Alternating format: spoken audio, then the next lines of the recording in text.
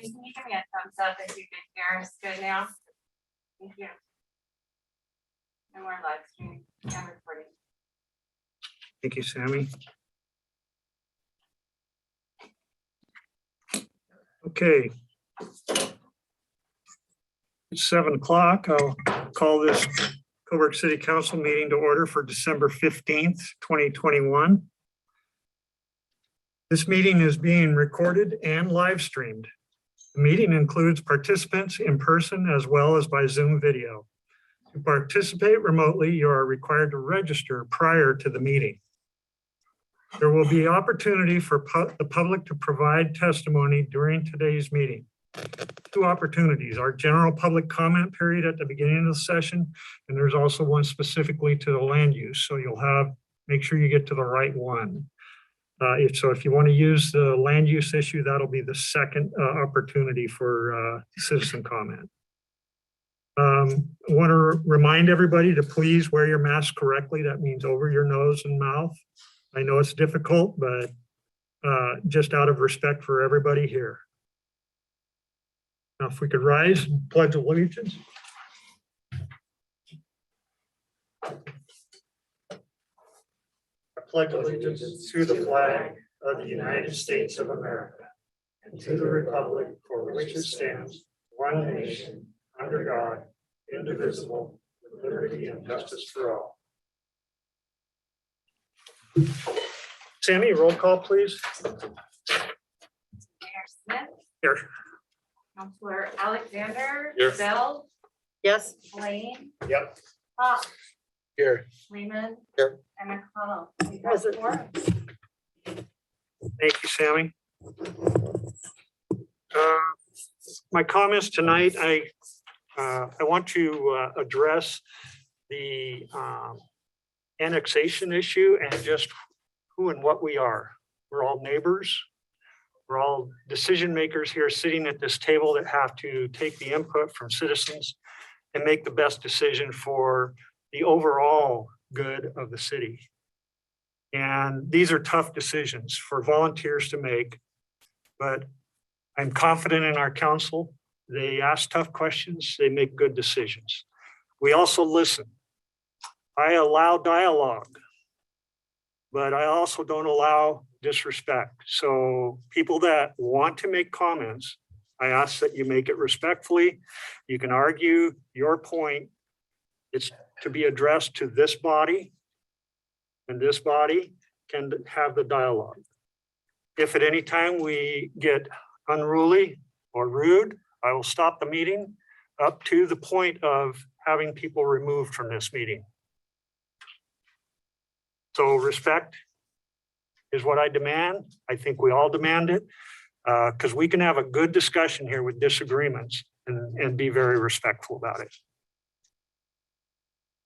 There's some housekeeping tasks that I want to cover. One of the things is I've watched a couple of these live streamed meetings, and this small gesture here of rustling paper is quite distracting on the live stream.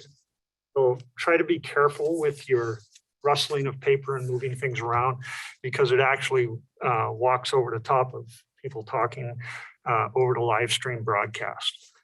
Let's just be cognizant of trying to keep quiet around these microphones so that everybody can hear us.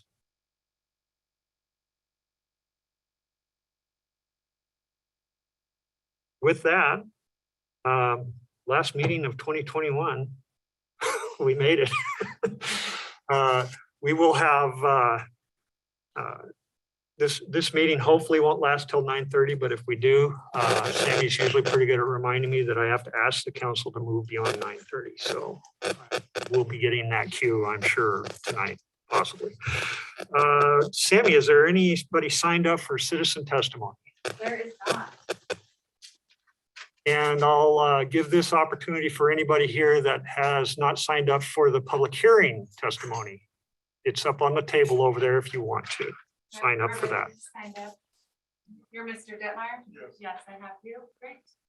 Then Kevin Dwyer and Andrew Hayes. Perfect. Anybody else? Thank you, Sammy. Consent agenda, which consists of minutes of the September 14th, 2021 council, minutes of the October 12th City Council and Planning Commission joint work session, and minutes for the October 12th City Council meeting. Are there any councilors that want to remove any of these items from the consent agenda to be dealt with separately? Okay, any amendments or corrections that councilors want for any of these items? I'll entertain a motion. I move that we accept the minutes from September 14th, October 12th planning work session, and October 12th city council meeting as presented. We have a motion by Councilor Bell and a second by Councilor McConnell to approve the consent agenda. All those in favor, please raise your hand and say aye. Aye. Any opposed? Any abstentions? Passes unanimously. Thank you, councilors. Mayor. I think I missed it on your script, but the agenda review. Few things that just needed noted for the record. Okay, yes, that is not on my script. Oh, no, it is. I'm sorry, I missed it. Let's go back to the agenda review. So we just had some written, we received some written letters of opposition after council packets were published. We accepted the written testimony until 3 p.m. today. So we received 3 different letters. There's copies of them back to the table. Council was emailed a copy of them for the record. Any other agenda items? No. Thank you.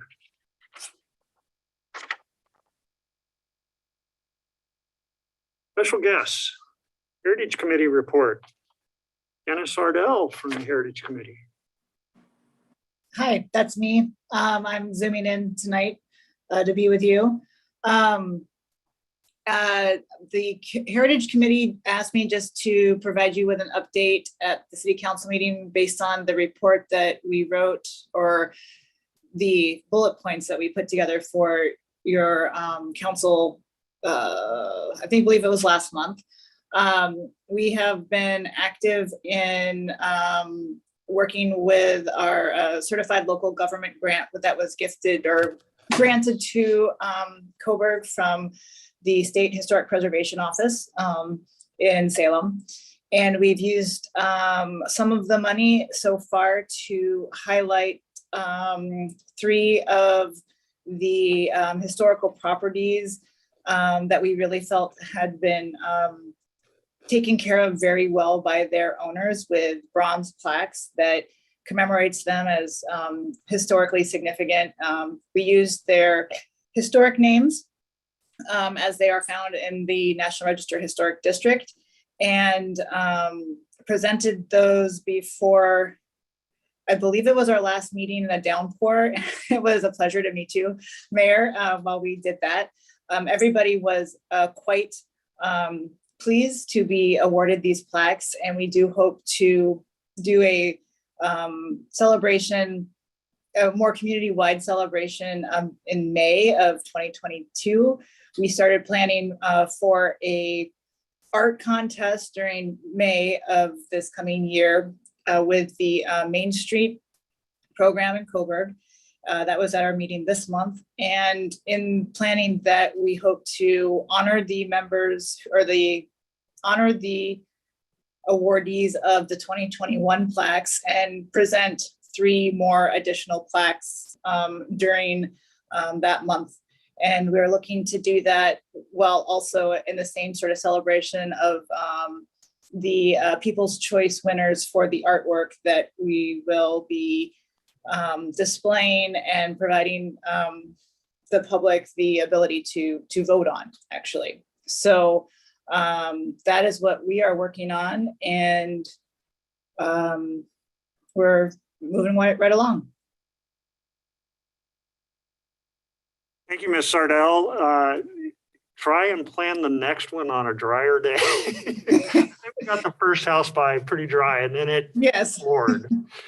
Yeah, but we were, I don't think that, yeah, we would much rather it to be a more celebratory, a festive occasion where it is not so wet, for sure. So no more atmospheric rivers when we are presenting bronze plaques to homeowners.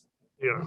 Well, it was a pleasure to do it. It was nice to visit those homeowners and pay them a little congratulations for the hard work they've done on these buildings. Huge asset for our community. And thank you to your committee for your report and your hard work. Yeah, I think, Megan Winter and Marissa Doyle and Stephen Sheehan and, oh my goodness, we have Michelle. Michelle's, I can't remember her last name right now. I don't have it written down. So, a good group of people. We actually have another person that is interested in joining our committee maybe this next month. We had an application come through for that. So we're kind of excited to have a larger committee working on celebrating the history and the heritage in Coburg. Thanks again, Ms. Sardell. Absolutely. Have a good night. Night. And then we have a report from the Finance Audit Committee, Kathy Ingebrigtsen. Welcome, Kathy. Hello, thank you. Nice to see you all. Just by the way, I want to thank our counselors for all their hard work. These people put in hours and hours of volunteer time to serve our city. So I'll just put a little plug in for you. So our Finance and Audit Committee continues to meet on a quarterly basis. And some highlights from some of our recent meetings. I mean, you have the bullets here. I'll just kind of mention them out loud for the public as well to be able to hear. So we've been continuing to review the written policies and procedures of the Coburg Accounting and Finance Department. And the goal here is just to review and provide, feedback and try to help our accounting staff just make sure that we have the best possible documentation that we can, both for the benefit of the folks that work in that department, as well as to provide sort of that historic policies and procedures in the event that we have staff turnover. So that's why we want to keep doing that. One of the things we focused on is lately is trying to articulate what the qualifications might be for the city's third-party financial contractor. So as a reminder to the council, I'm sure you're well aware because you're on the budget committee, but we in recent years have relied on a third-party expert to come in once a quarter and review our accounting here at the city. And that is, I again feel that that's very important because we have such a small staff.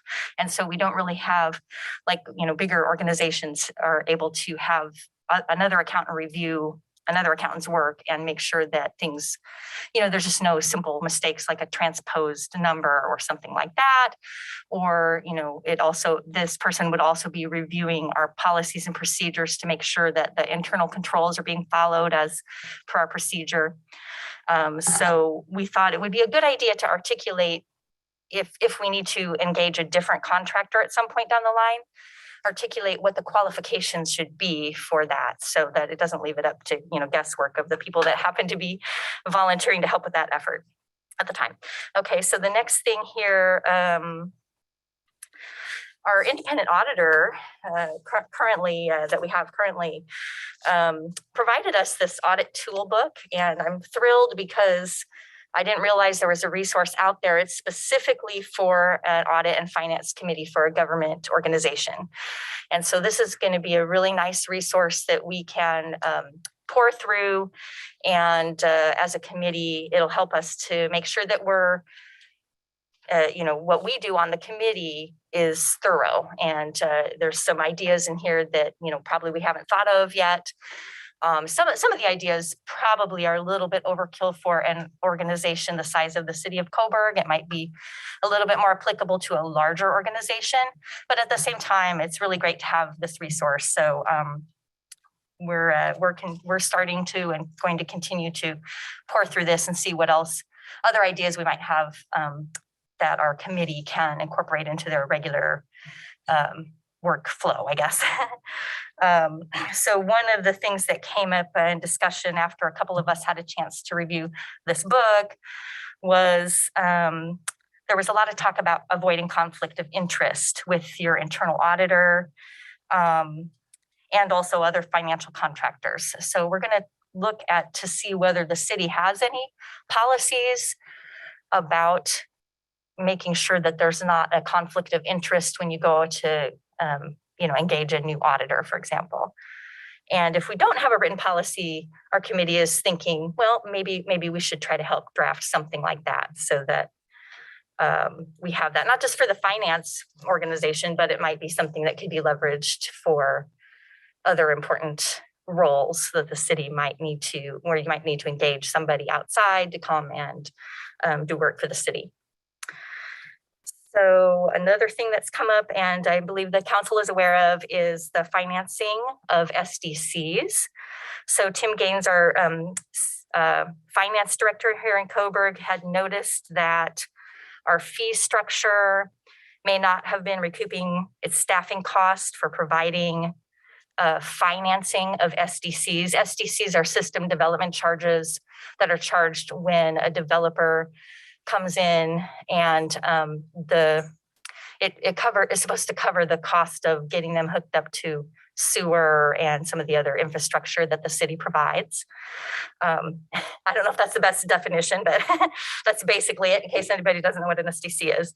So the city has a policy where we will allow for a developer to obtain financing, so they don't have to pay those SDCs necessarily all up front, but they can finance it over time. So that's what we're talking about. And so there was a review done, and evidently a new fee, a higher fee has been implemented already by the city council. So I just want to commend Tim for bringing that up. That was a great catch to make sure we're reviewing that and making sure that our taxpayers aren't subsidizing our staff time to work on that financing. And then one upcoming agenda item that came to our attention, again, I believe the council is already aware about a letter that the city received from the state regarding some documentation that needed to be updated in regard to our audit that ended in fiscal year end 2020. So the committee will actually discuss this in detail at our next meeting. We haven't had a chance to do that yet, but I just wanted the council to be aware that we are now aware of it. We'll definitely discuss it with the idea that, well, first of all, we'll discuss whether it poses a risk to our financial statements or not. I already have an opinion on that, but and then if we feel as a committee that it does pose a risk, we can brainstorm about if we were to need any additional internal controls or other mechanisms to try to avoid making a mistake like that in the future. So those were the issues I wanted to bring forward, and I would also welcome any questions from the council. I just want to thank you, Kathy, and your entire committee. Like you said, these counselors are all volunteers, and we really respect our committees as being subject matter experts, and you guys fit the bill. You are experts. You give me a lot of confidence in our financial oversight. It's just a wonderful security blanket that you guys provide to know that, for us to know that you're watching over these things and on top of so many issues that we couldn't even think of. So I really appreciate that, because it is ultimately this council's responsibility for that financial oversight, where our money goes and how it's reported. And you guys have been a great resource for getting that done and helping us to recover from financial disaster 10 plus years ago to the point where we are now, where we have a solid financial system. So thank you very much. Well, you're welcome and thank you. And the staff deserves of most of the credit for digging us out of that financial mess, but thank you. But you've been a big part, definitely. Counselor Lehman. And we have one vacancy. We do have a vacancy. So if anyone is aware of anybody in town that would like to join the finance committee, you don't have to have any finance or experience at all. Part of the role is to try to explain and understand things if you're not a finance or accounting person. So we definitely would value any interested citizen. But of course, if you do happen to know an accountant or anyone in town, we would love to have someone else that does have some experience as well. So please get the word out. Thank you for bringing that up, Counselor Lehman. Counselor Fox. You mentioned the SDC fee structure. Is there a timeline for analyzing it? I think it's already been done, and it's not the Oh, okay. SDCs themselves, but it was just a fee related to We being updated able the to fee get schedule. them financed. Right. Mhm. That was a good catch. Yeah, thank you, Tim. Any other questions from council? And certainly I want to pay kudos to Ann because she was a big part of that staff that helped us recover financially, big part. And you, again, this entire committee and the staff and a good council, I think we're just as good as we can get for a small town. We're in good shape with resources. It's amazing what our citizens have available for us to fall back on. Thank you. Thank you. Thanks, Kathy.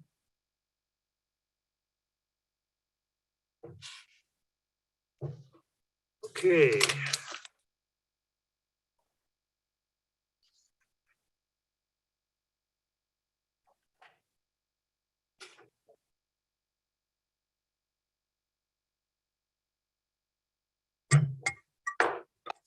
#21, and I'm now opening the public hearing for the first reading on ordinance A-200-J, annexing territory to the city of Coburg identified as tax lot 00202 of Assessor's Map 16-03-34-00 and consisting of 107.43 acres, and amending ordinance A-200-G to change the Coburg zoning map to rezone said territory from Lane County zoning district exclusive farm use, E40, to Coburg zoning district light industrial. The following procedure will be used for this meeting. We'll have a staff report presentation, applicants' comments, testimony in favor, testimony in opposition of, and testimony from any others. Then additional comments from staff, applicant rebuttal of any testimony, and we'll conclude the hearing. Again, I'll remind you, this is the first reading. We're required to have 2 readings for this to be voted on by the council. And so at this time, we're planning on the January council meeting will be the second reading. This is a quasi judicial hearing and will be conducted in accordance with the City of Coburg Code and state laws. I want to take a few minutes to go over some required statements for tonight's process. If you wish to participate in tonight's hearing and have not signed up, you must do so now. It's over on that table over there. Is there anyone that has not signed up that is going to want to speak? Okay.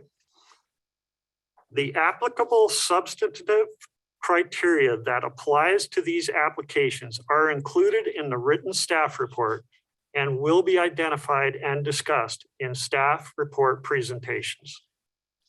All testimony, arguments, and evidence must be directed toward these criteria in the staff report or other criteria in the comprehensive plan or the development code that you believe apply to the decision.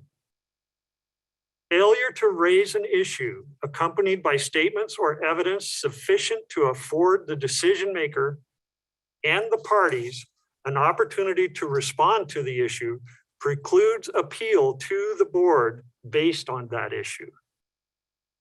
Do any counselors wish to declare an ex parte contact or conflict of interest? An ex parte contact is indicated if the nature of the contact and summary of the information must be disclosed by the individual for record. Again, I'll ask, does anybody want to make a declaration of ex parte contact or conflict of interest? Hearing none. Staff report from Henry. Welcome, Henry.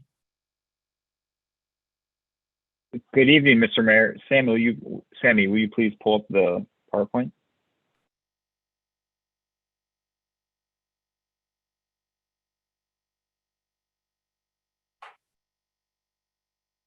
Are you seeing it, Henry?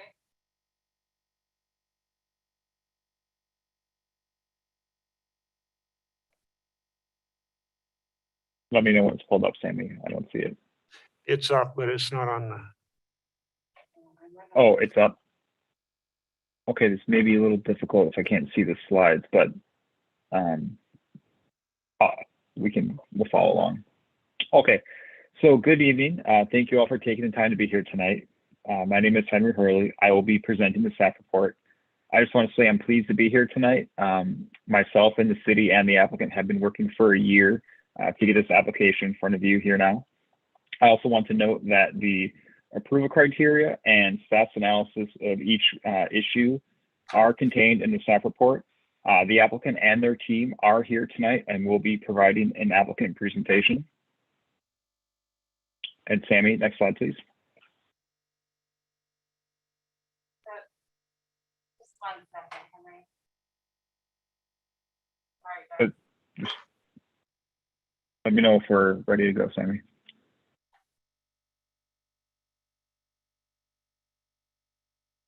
There we go. Oh, perfect. That's much better. You can go to slide 2, Sammy, please. It's the outline.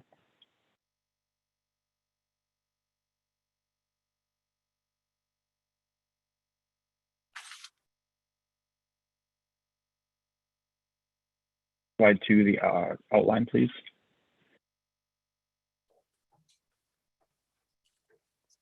It's showing up that where? Sammy.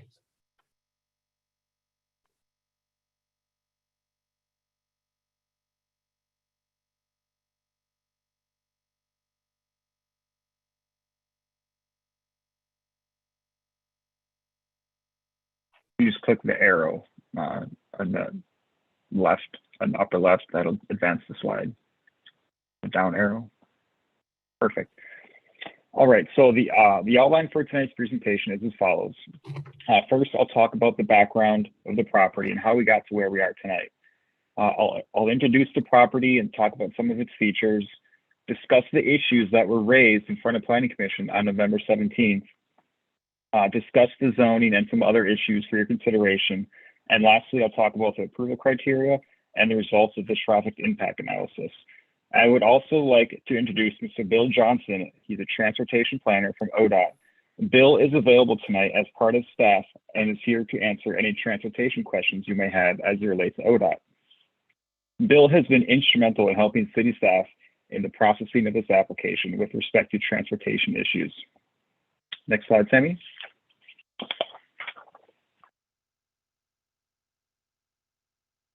So how did we get here?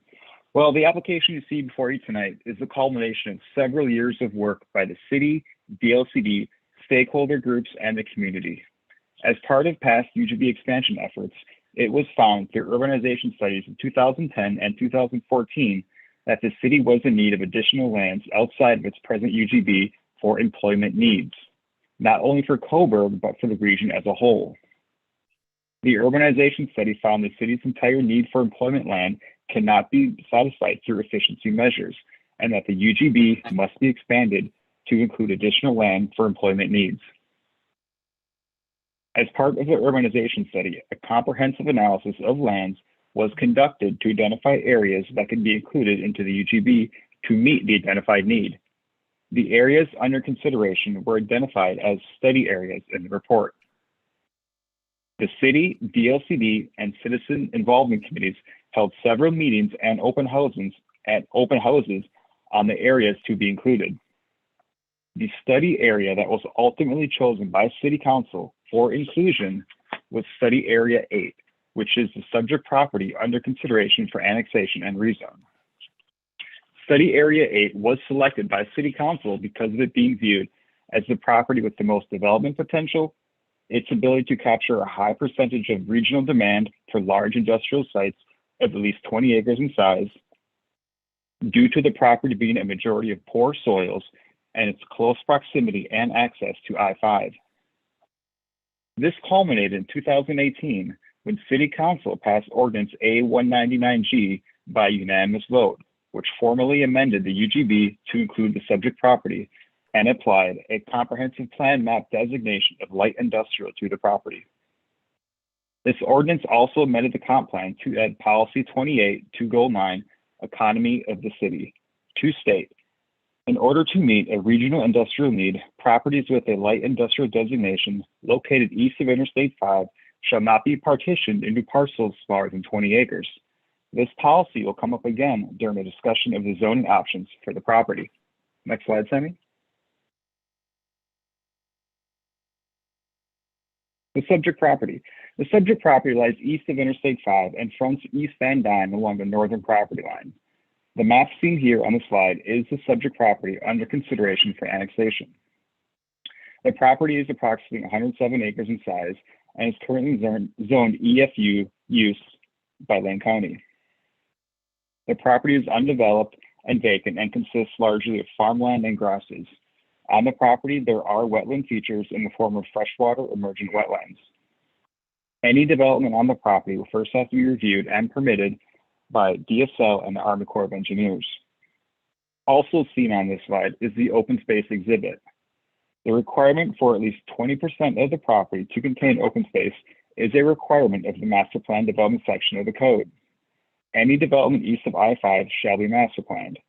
As seen in the open space exhibit, the applicant is providing approximately 10 acres of open space along the entire eastern property boundary.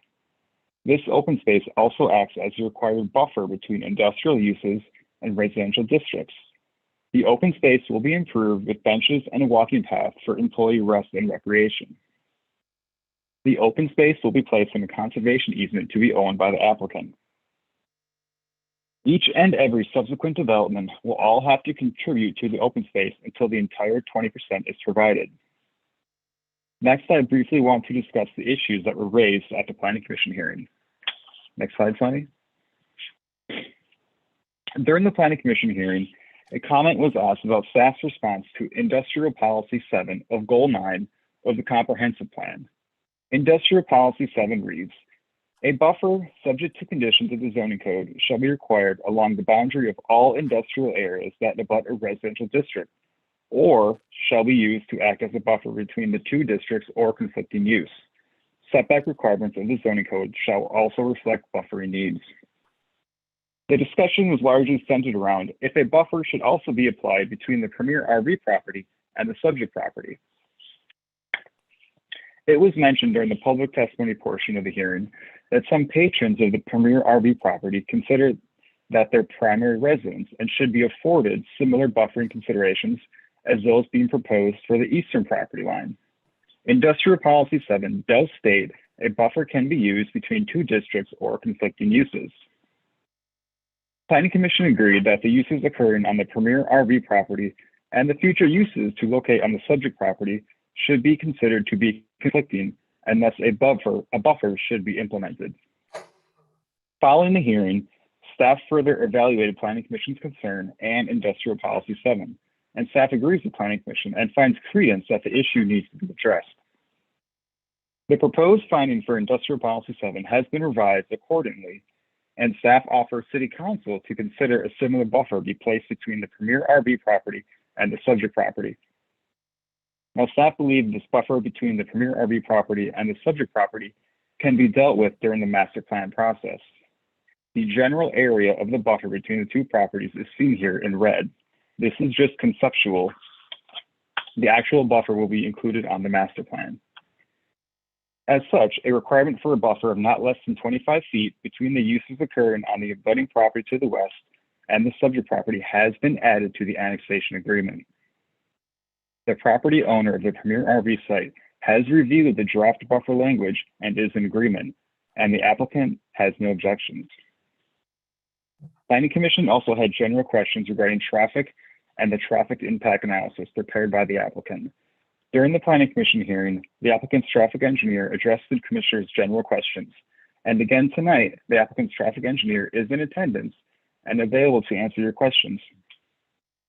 I ask that you please ask your questions of the traffic engineer during the applicant presentation portion of the hearing. That is the time for you to ask questions of the applicant and their team.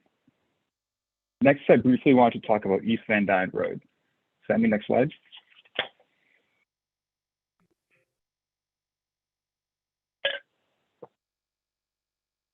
East Van Dyne is not presently within the UGB and is not part of the annexation.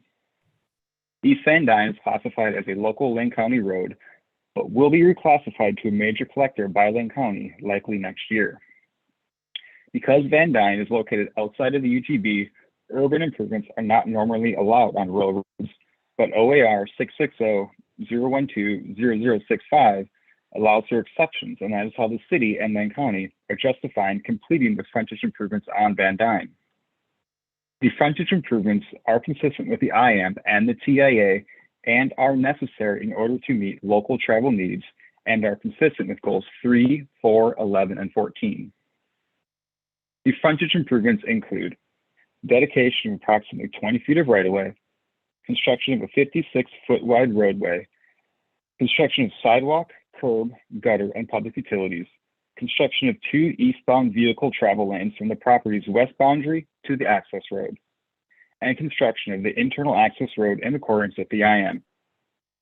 These improvements are subject to revision and final approval by the city engineer. The applicant will be constructing all improvements at their own expense. The city will allow these improvements to commence following annexation and approval by the city engineer. The improvements along Van Dyne will be the only development activities that will occur as a result of annexation. All other development of the property first have to be reviewed under the master plan and site review requirements and land division process. None of those land use actions are the subject of tonight's hearing. Next, I briefly want to talk about the traffic impact analysis, or TIA. Next slide, Sammy.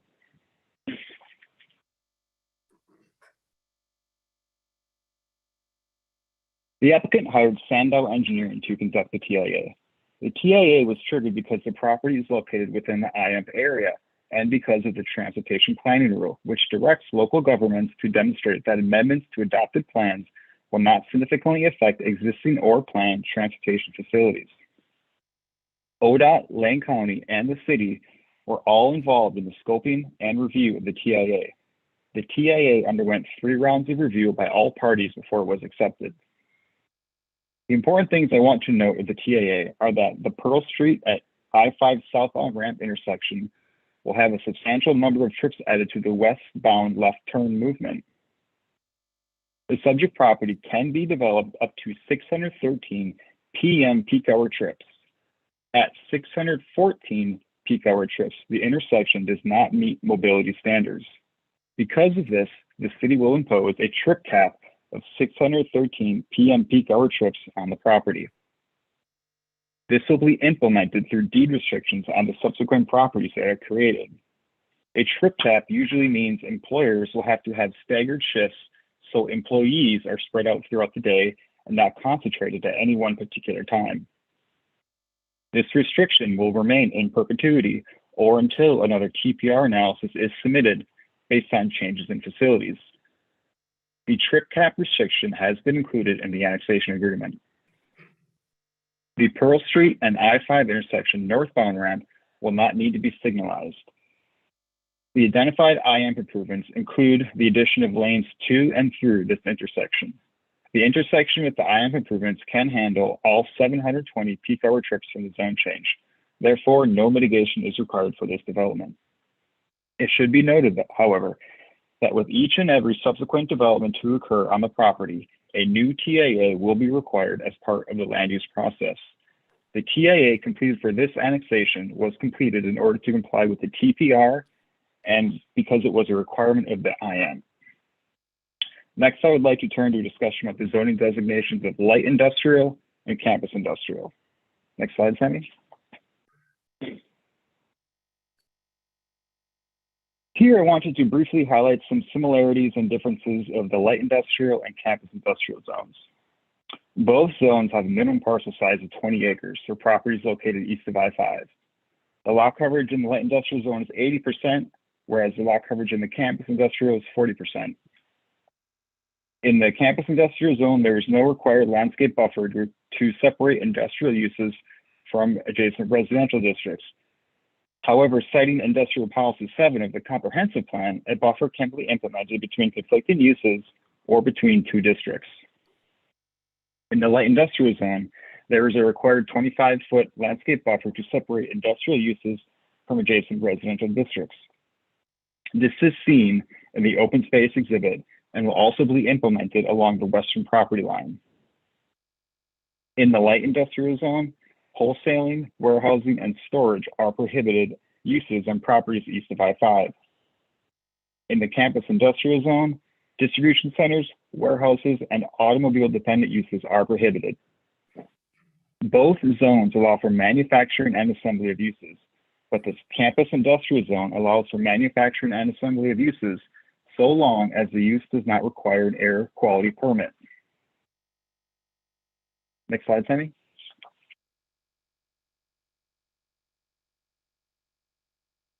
On the second page of the development code, there is an article solely relating to the interpretation of district boundaries.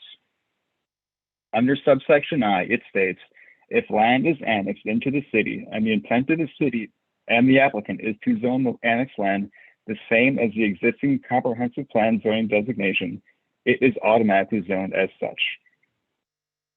This provision requires us to discuss two things. First, the intent of the city and the intent of the applicant. As we know, the applicant has already made their intent known by requesting a zoning of light industrial. As you've seen in the staff report, it's my opinion that the intent of the city can reasonably be found in Ordinance A-199G when City Council amended the comp plan map to designate the subject property as light industrial and not campus industrial. As you see here in Figure 3, the action taken by City Council on January 9th, 2018 designated the property as light industrial. In my opinion, a reasonable person can point to this action as the city making its intent known, but that is for City Council to decide. The designation of campus industrial was an available plan designation option to City Council in 2018, and yet it was designated light industrial. Also, under Article 20 for annexations, it states, upon approval of the annexation by City Council, the underlying comprehensive plan designation and current zoning consistent with the comprehensive plan designation shall apply. Applying this would mean that since the comprehensive plan designates the property as light industrial, and there is an existing matching zoning designation of light industrial, then it shall be zoned light industrial. Next slide, please. Another tool that may aid City Council in deciding on the zoning to be applied is Goal 2, Policy 7 of your comp plan. It reads, plan designations for land use categories are intended to guide zoning. Again, this would effectively mean that if it's planned light industrial, it should be zoned light industrial. Now, as you've also seen in the staff report, staff do find it reasonable that a planned designation of light industrial can be implemented through a zoning of campus industrial. This is because both zones provide for manufacturing and assembly. I think the distinction between the two zones really comes down to that the light industrial zone allows for a wider range of light industrial permitted uses, and this is the reason the UGB was expanded in the first place, to add large-scale industrial sites of 20 acres or more, and to capture as much as 30% of the regional need for such sites. So it's my opinion that the campus industrial zone does not go as far in terms of capturing that regional need as does the light industrial zone. Going back to policy 28. Policy 28 was added to your comp plan when the UGB was expanded, and it states, again, in order to meet a regional industrial need, properties with a light industrial designation located on the east side of I-5 shall not be partitioned into parcels less than 20 acres. It's my opinion a zoning of light industrial can advance and implement this policy to a greater extent than campus industrial. Next, I want to briefly talk about some approval criteria. Next slide, Sammy. The approval criteria for annexations are really quite straightforward. The main and most important approval criteria for annexations is continuity with existing city limits. As you can see here in the image, the current city limits are contiguous with the existing eastern property line of the property. The other applicable criteria for annexations are consistency with applicable plans of the comp plan, policies of the comp plan, of which a discussion was included in the staff report. Another approval criteria is that the property can be served with key city services. As I presented to you during the joint work session, water and sewer services are available to the property, and the terms of such services are outlined in the annexation agreement. And the last approval criteria is the requirement for an annexation agreement itself, which has been drafted jointly by the applicant and the city. And you were briefed on this agreement during your work session, and a copy is included in your packets. The criteria for the zone change are similar to the criteria for an annexation, in such that the zone change must be consistent with the policy of the comprehensive plan, and that the amendment fulfills a public need. In this case, a local and regional need for employment lands for industrial uses in parcels of at least 20 acres. To wrap up the staff report, next I will present the conclusion. Next slide, Sammy. The annexation and rezone have been found to meet the approval criteria as written in the staff report and proposed findings. At the November 17th hearing, Planning Commission passed a motion to recommend approval of the annexation and rezone on the City Council. Planning Commission also recommended to City Council that the property be zoned light industrial. As found in the staff report and proposed findings, staff do recommend approval of the annexation and rezone and that the property be zoned light industrial. If City Council approves the application, it should be via an ordinance in which the City Recorder and City Attorney have helped draft for you. Next slide, Sammy. Staff see there are three options for you tonight with respect to making a decision. City Council can approve the application for annexation and rezone and designate a zoning to be applied.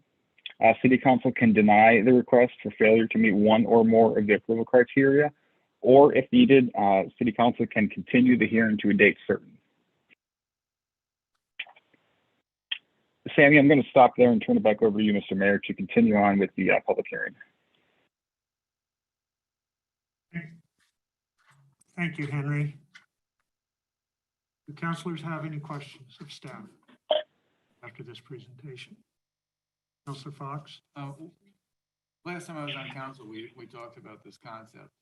And one of the discussions that came up was a distribution center not wanting to be in the works.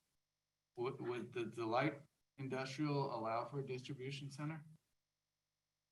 I'm pretty sure it does. Henry? Correct. The distribution is only prohibited in the campus industrial.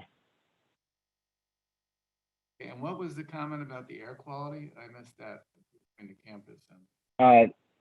One of the differences is that, here, let me just go back to my notes.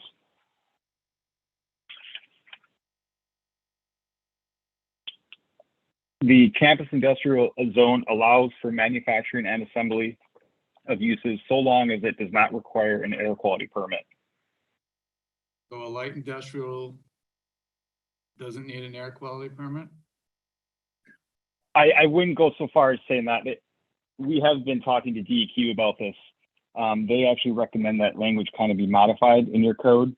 But what it comes down to is any industrial use is going to have to go through the DEQ permitting process, and that's implemented through LARAPA. So when a development comes in for proposal, LARAPA will get an application, a copy of the application, and it'll be reviewed for air quality standards. That's how that would work. but a campus wouldn't allow for that. Correct.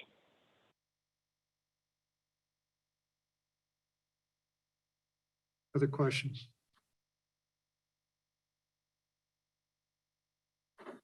So it's my understanding, Henry, that the DEQ is an issue that is going to, any development that would come forward would have to go through the DEQ? I wouldn't, I can't say for certain, but I can tell you any development on that property, DEQ is going to be involved in the pre-op and part of the referral comment phase. Regardless of light industrial versus campus industrial. Regardless, yeah, the city standard referral agency comment is going to include DEQ regardless. Thank you. Okay, applicants' comments. Would the applicant please come to the podium, state your name, address, and present your proposal. My name is Raymond Fisher. My address is 37801 Upper Camp Creek Road in Springfield, Oregon. I'd like to thank you for giving us the opportunity to come talk to you today. I'm the owner of this property along with my family and our partner, Mike Stevenson. I'd like to just give you a little history. We purchased this property in 2010, and we started going to the community development meetings that Henry talked about, the Coburg Crossroads planning and around that time. And one of the things that was made very clear in those meetings is that Coburg downtown wanted to stay the same. And any development that was associated with employment, which should take place on the east side of the freeway. In 2015, as part of the Coburg urbanization planning process, our property was identified as the best candidate to bring into the UGB for Coburg's employment growth requirements. Throughout the next 2 years, we worked with Coburg and Lane County to actually get into the UGB. And part of that process was determining what development land was appropriate for Coburg. We commissioned an economic study to look at the employment needs of Lane County and the lower I-5 corridor rather than just Coburg. And what we found were there was a huge deficit of large lot industrial sites in the area. Local employment opportunities were lost due to not having feasible sites. And I-5 is a huge competitive advantage for Coburg. With these findings, our ownership group, Coburg and Lane County, moved towards including this property into the UGB with a light industrial zoning and a restriction of no smaller than 20-acre lots. And now, today, we started that annexation process to come into the city. And we strongly request that the council approve light industrial zoning along with concurrent annexation. Our property was approved with a light industrial designation by Coburg and Lane County when we came into the UGB. And the economic analysis that we completed pointed to deficit of large lot industrial lands, especially along the I-5 corridor. Campus industrial simply is not the best use of the land. Statewide variances in zoning laws regarding campus industrial create a lack of consistency for potential end users to even understand what it is, creating confusion. We are currently in escrow with one end user who would likely be unable to proceed under campus industrial zoning. Light industrial allows for greater diversity of potential end users. More restrictions and possible uses makes it harder for users that fit into that campus industrial zoning. When it comes to open space and landscaping, there's a 40% requirement for campus industrial that is fine for smaller parcels, but doesn't allow the best use of the property where the goal is employment gains. For light industrial, that requirement is 20%. In all the discussions we've had with potential end users, and we've had a lot of people, we're not even ready to talk to people yet. We've had a lot of interest. Campus industrial is a non-starter, with light industrial being in much greater demand. And finally, as part of the master planning process, Coburg will still have approval jurisdiction of each new end user and input into how the site is developed. This will be important as we discussed with the Planning Commission, the buffer area between the trailer park and the proposed land. The issue was raised, and we will work with the city and the end user to come up with a solution that works for everybody as part of the master plan process. The bottom line, if campus industrial zoning is approved, the risk of this land sitting vacant for a long period of time increases. And again, we request the council approve light industrial zoning and annexation for this parcel concurrently. This time, let me introduce Tony Favreau from the Favreau Group, who is our project engineer, and Kelly Sandow from Sandow Engineering, who is our traffic engineer. We're here to answer any questions you have. And Kelly will actually give a brief discussion of our traffic study that we've already completed.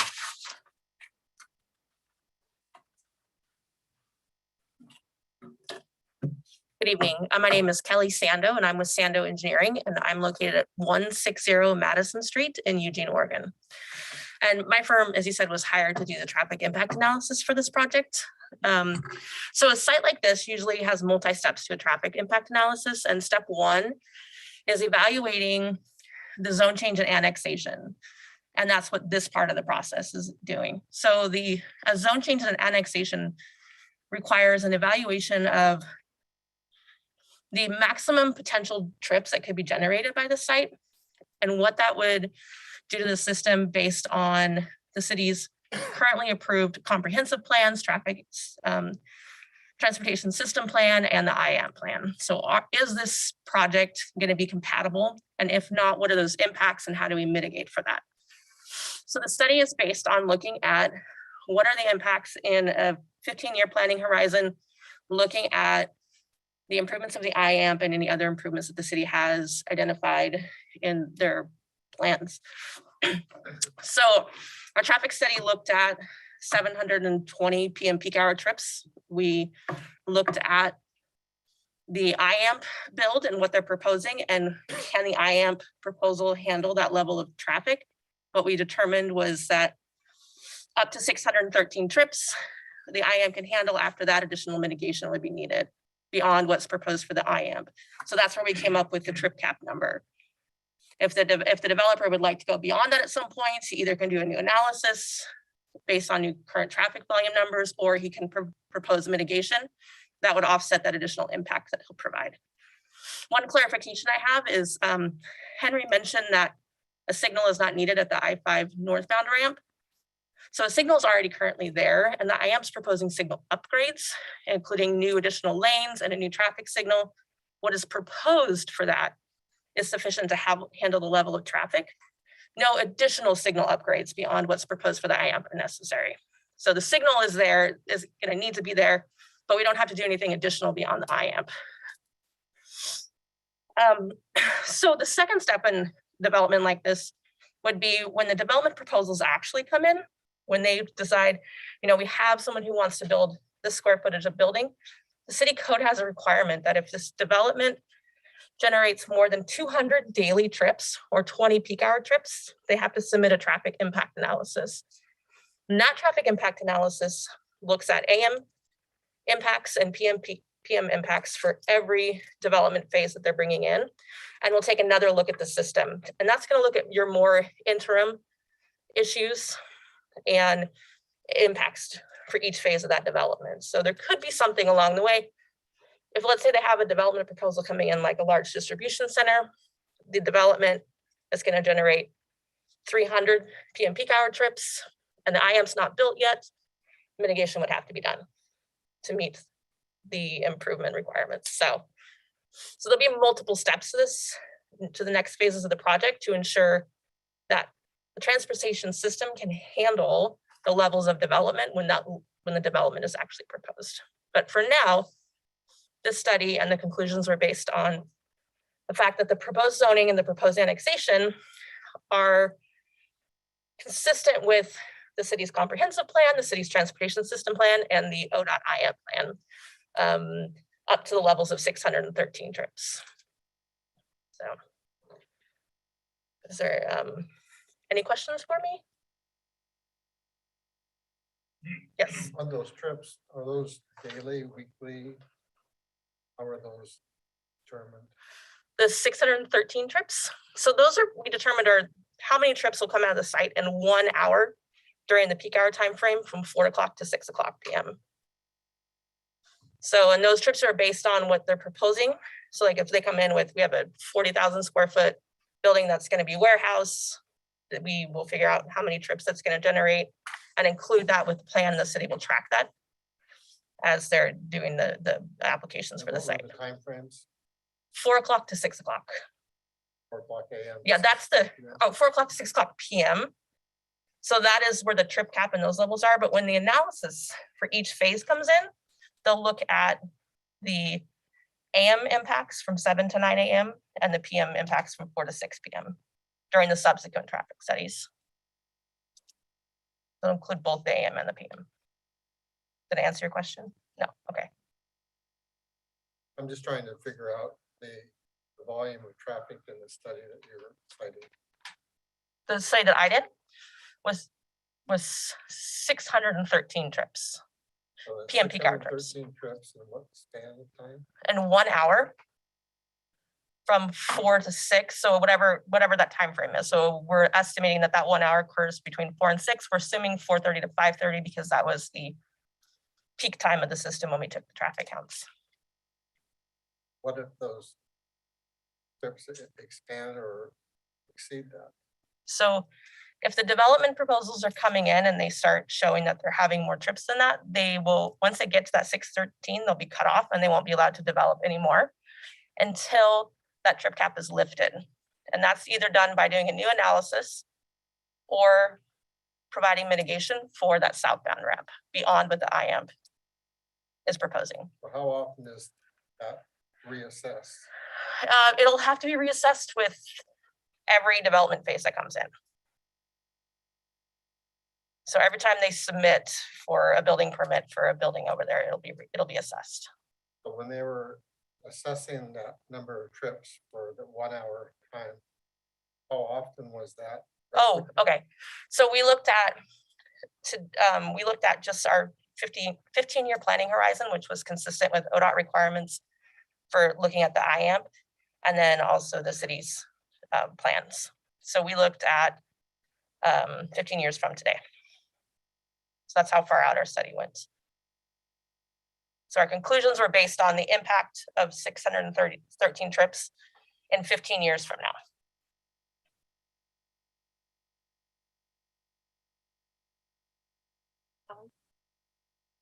So when we're looking at traffic studies, are we just looking at I-5 and east?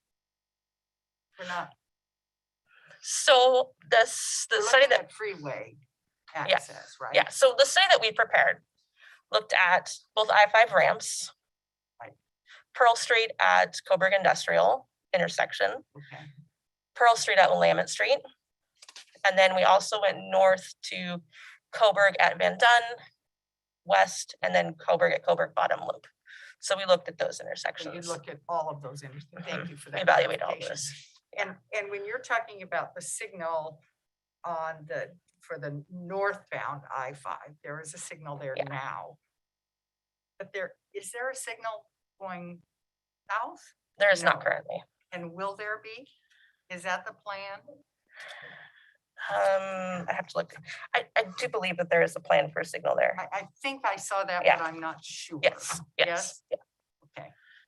Yeah, they'll be adding some lanes over the bridge and some additional turn pockets in the signal there. Okay. Thank you. Councilor McConnell? So the trip studies, the 600 number, is that assuming that the traffic will be dispersed going south on I-5, going north on 5, and going into Coburg, Willamette Street, and then dispersing north and south, or how is that, how are you figuring the impact for the whole community of Coburg, not just leaving this site? Yeah, so we looked at how that traffic dispersed, like, just as you said. How much traffic's been coming and going from northbound I-5, from southbound I-5, and then from the additional intersections along that same route of turning movements and traffic, turning, if people live here and then work at the new industrial park, where they might be coming from, people coming from out of town, where they might be coming from and how they would travel. Yeah, so we looked at kind of a snapshot of what we think that the whole distribution of the development trips would be.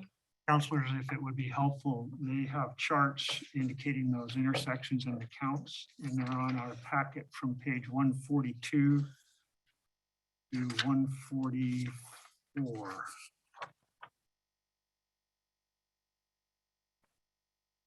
And it shows the interchanges and the counts that would be made at those interchanges or intersections.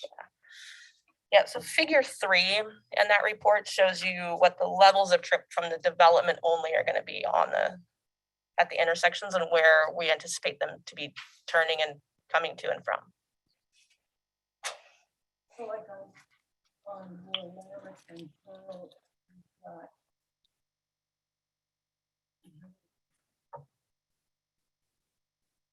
What page are you on, Counselor McCon? 42, Oh, does it have a figure number on the bottom? your number on the right. It's the 2036 background peak. 36. Okay, so 2036 background number. So that's what we think that the background level traffic is going to be without considering. At the bottom of the report, the figures here, unless it was cut off, there should be like a figure number right here in this little bottom corner. You're saying 137 is the one that you're referencing as far as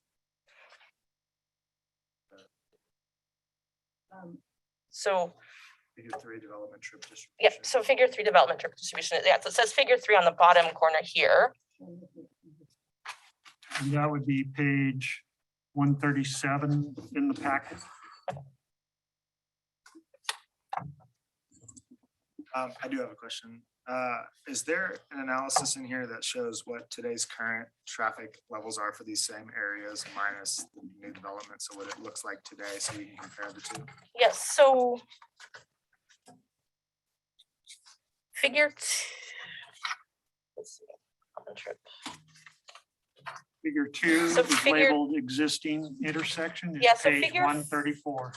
Yes, and figure 4 is today's current traffic volumes. We went out and counted the numbers at all of these intersections during that same peak hour timeframe. These are the traffic volumes that we came up with. So this is what is today. And then the next figure after that is what we're projecting 2036 to look like without the Right. development in it. Thank you. Counselor Where it says current, Alexander. I don't see the number, the current numbers. You see the current numbers on that? Figure 2. So if you go to figure 4.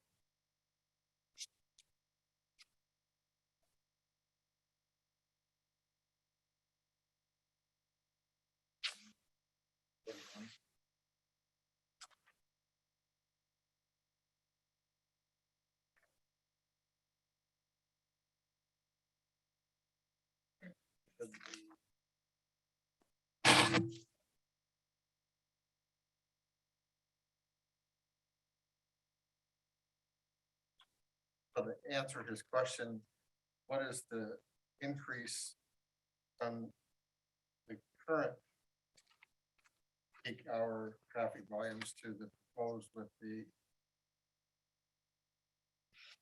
improvements?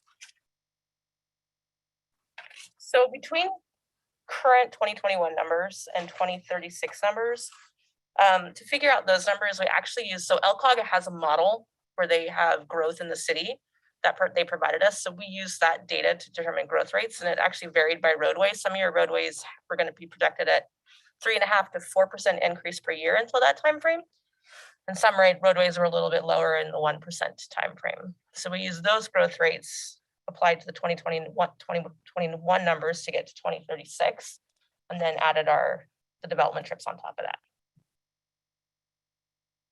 Yeah. Which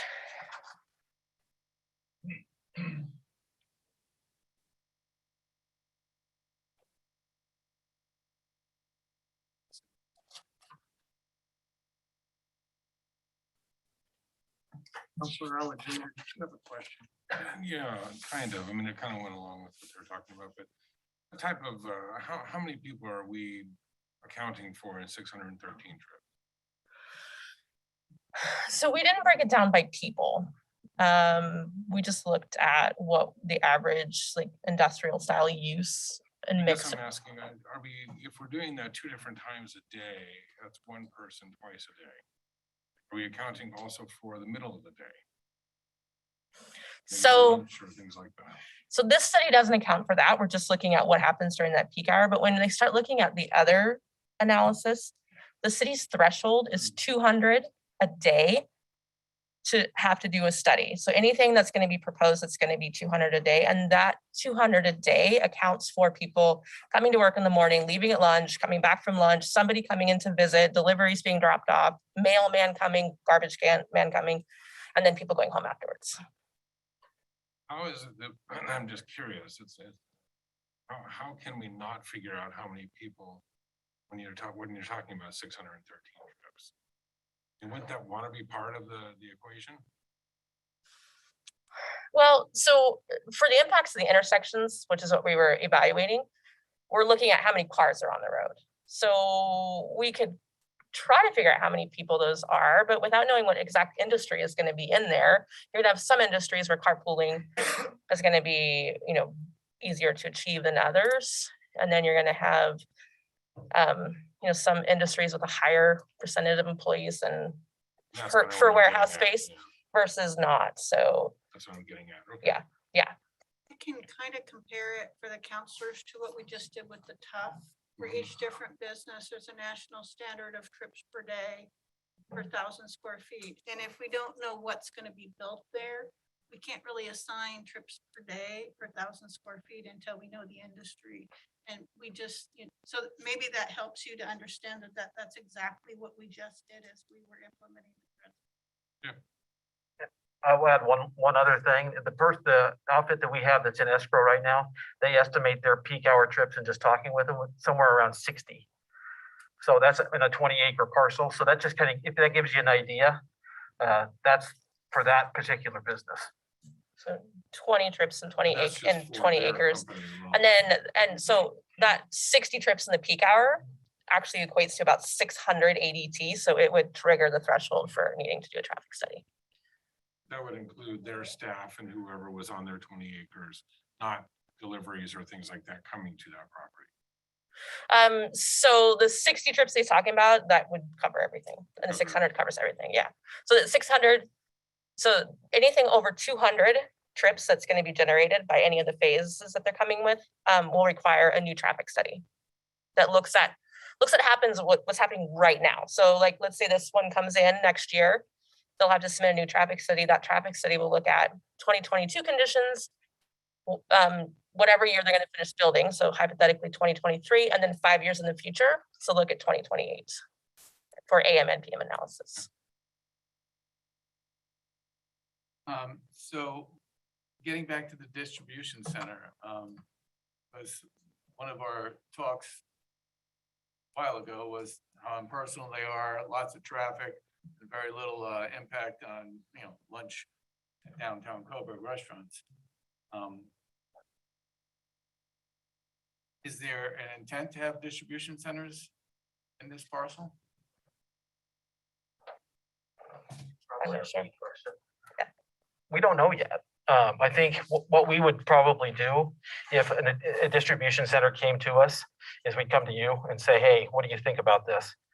Before we even get started, just because I think there's something in the code that's trying to stay away from warehouses and those kind of things. But if you can manufacture and distribute, what does that really mean? So that's one of those things where I think we're going to kind of lean on each other to figure out what's going to be the best fit for Coburg.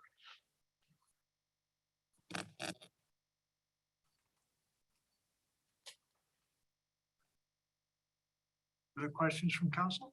Well, I have a question, but I don't know that it can be addressed by you in particular, but we had a housing development in, and the traffic impact study that they did was not really adequate. It wasn't accurate. And so how do we determine how accurate your study is? It was reviewed by Lane County staff. It was reviewed by your guys' hired traffic engineer, and it was reviewed by ODOT staff. And all three of them reviewed it and agreed with all of the assumptions and analysis and Those findings. letters are in the packet. Other questions? One more. Go ahead. No, don't apologize. I know. Told myself I wasn't gonna be wordy tonight. Does it take into account, your study take into account type of vehicle also? Yes. Yeah, we assumed a pretty heavy percentage. We assumed about 25% of the trips were going to be, they're called trucks, but trucks are anything with more than 3 axles. So that could even be a landscape truck, a pickup truck and then there's a mix in there with semi trucks versus, You said and that's during the PM 25%? peak time, which I think is a pretty conservative assumption because typical warehouse industrial uses are running their fleets and trucks early in the morning and usually are done by 3 in the afternoon and back. They're not usually running during that time period. So in any future analysis that will come, we'll actually look at the trucks too. And like during that morning time when there's more active trucks, we'll take evaluation. And I guess that's why I'm asking is because there's gonna be different peak times for Yeah. for the type of vehicle. Mhm. So it could be 4 AM is a peak time for a large truck Yes. or a quad or whatever, but the higher traffic times would, you know, for the people working there would obviously be morning and evening. Right. So that's taken into account. Yes. There, anything being done, so, you know, once that's developed, section 8, and you have 7, which is the RV park and the gas station right there. So people coming in and out, turning left. Is there gonna be anything done for the traffic coming out of the new buildings versus the old RV park, the trailers, the commuters coming out? How is that gonna flow? That's gonna be a lot of people turning left. These lower sections closer to I-5 are obviously gonna wait for bigger traffic coming out. All the traffic coming in. How is that all? Is there anything being done with like middle median to go in and then merge into traffic? Like what is that? So are you talking about like at the site access, turning onto Van Dunn, that Yeah, left like turn? site access Right. there on Van Dyne. So the way that intersection is gonna operate is most of the people coming into the site are gonna be making a right turn, right? And most of the people exiting are gonna go left. And the current traffic volumes out there, and we projected a small growth rate in the area of trips going through both east and west direction they're pretty small. Yeah, I just mean more. So if you're making a left turn out and you see a bunch of cars coming in right turn, you'll be able to turn. That driveway will also continue to be analyzed. So if it gets to the point where it's looking like it needs something more robust, like a always stop control or something like that to make sure everybody's moving, then that will be included. Yeah, I'm just thinking throughout the day is, you know, especially those hours. when people- Right. Everybody's turning left to get that out of those 3. Mhm. So I yeah, can add to that ODOT's gonna require that the businesses that are on Van Dyne utilize the access road once it's built. And Bill's on, I think Bill is on the line, so he could answer questions. That was one of the questions that he was gonna answer is that at what point does ODOT require those businesses to use the new access road? Is it, and I Sure. let him answer that. Okay. So. Go ahead, Bill. Bill Johnson from ODOT. Yes, good evening, everyone. The IAMP contemplates that as soon as the access road is constructed, properties or development along Van Dyne would be required to connect to the new access road, which is behind their property. And they would also be required to close their existing accesses to Van Dyne. And that's actually accomplished through a development agreement imposed by the city on the development. That's how that would work. If that answers your question. Yeah, I think so. So peak hours, everything's full. Move into the access road. Yep. And that's kind of their ingress or egress. yes. And then we did analyze that situation in this study. We did go out and count the traffic going out of the RV park and the gas station and included that and then moved that over to the new site access when that was developed. So we got that impact when we looked at it. Thank you. And just to tack onto that is part of the agreement of us even being able to apply for the UGB and the annexation is we had to agree with the IAMP that our property was going to be used for that access road. Because under the standards of when they actually do replace the bridge, going over, ODOT does replace the bridge, there has to be a certain distance away. You can't have any driveways within, I believe, about 1/4 mile. So that 1/4 mile is right at our property. So we agreed, hey, if we can use us as an access to be able to access that in the future. Thank you. And then, just one more. Counselor McConnell, then Bell, then Fox. The, excuse me, the exit off of I-5, will that exit be widened at that point? So that there's 2 lanes? Yes.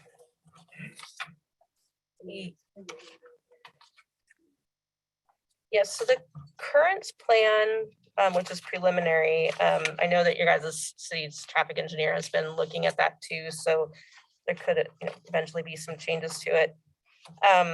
Is that for the northbound off-ramp, the proposal is 2 lanes off the ramp, and then you would have a left turn to go towards Coburg, and then another lane towards, that goes to the other.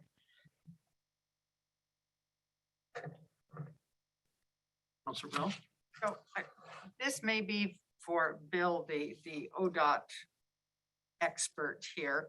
But I have a question about, I know there is a bridge on the south of I-5 and it leads to Selby Way. Is there any thought of utilizing that? And I don't know what the specs are on that bridge. I just know it's a bridge. But could that be in the future developed? So that's Roberts Road to Selby Way as a mitigation point for traffic? So. This, Go ahead, Bill. yes, I'm drawing a blank on the exact location of that bridge. Is this down towards Gateway in the Springfield area? It's just south of I-5. I don't know. Yeah, so it's almost the southern, it's just slightly south of the property's border, Yes. the southern border. So it's just to the south. And then he knows why we can't use it. It's a small so. overpass Yeah. that's between the McKenzie River and the Coburg exit. And it's outside of all of the UGB and Private? city Yeah, limits. and it's a farm access mostly Okay. anymore, and it's basically 1 lane to get across. Is it? Okay. And again, all I can see is sort of Sure. underneath it. It looks about, it's a bridge. So You bet. it was. 100%. Yeah, Thank you. I had the same question when we first started looking at it, Thank and you. yeah, he knew why we couldn't Counselor use it. Fox? Yeah, this is hypothetical going off the rails. But it's 10 years in the future. Somebody wants to move in and they're like, we're gonna have 60 trips an hour. And it's got to go to that term mitigation. Oh my God, and given all the traffic you're representing, we need a 2-lane exit with a flashing light that allows you to merge onto I-5 in a timely fashion. And they say, oh, we'll pay for that. Is there any input that the city has that it can mitigate something like this from happening? Yeah, well, so in that scenario where somebody comes in and they trigger that needing to fix it, that ultimately has approval by ODOT because it's their facility. So it would have to be that the analysis and the recommendations would have to be reviewed and approved by the city and by ODOT. And then ODOT would have to get the final approval on if they will allow that mitigation to happen. And then it will get designed and constructed. Okay, so ODOT says yes, because they're funding all the money, the $25 million it costs to enlarge the ramp. So then we're out of the game. Are you saying if you don't want the mitigation? So Oh, we're just saying we don't want the traffic. Oh. And ODOT's approving it. yeah, that's another, so beyond that, beyond the 613 trips, they would have to show that, they'd have to mitigate it. And if they chose to mitigate it, then they still only get like 720 because that's what the site is approved for up to that. So there is a maximum threshold. Add one more thing. And there's going to be a balancing act with this as far as traffic goes because our friends at ODOT, we're hoping at some point are going to come through with a nice brand new bridge. So there's going to be, if we ever get up to that threshold where we're like, it's going to cost us a whole bunch of mitigation in order to do it, we may just wait for ODOT to come help with that. It's going to be kind of a juggling act in that regard.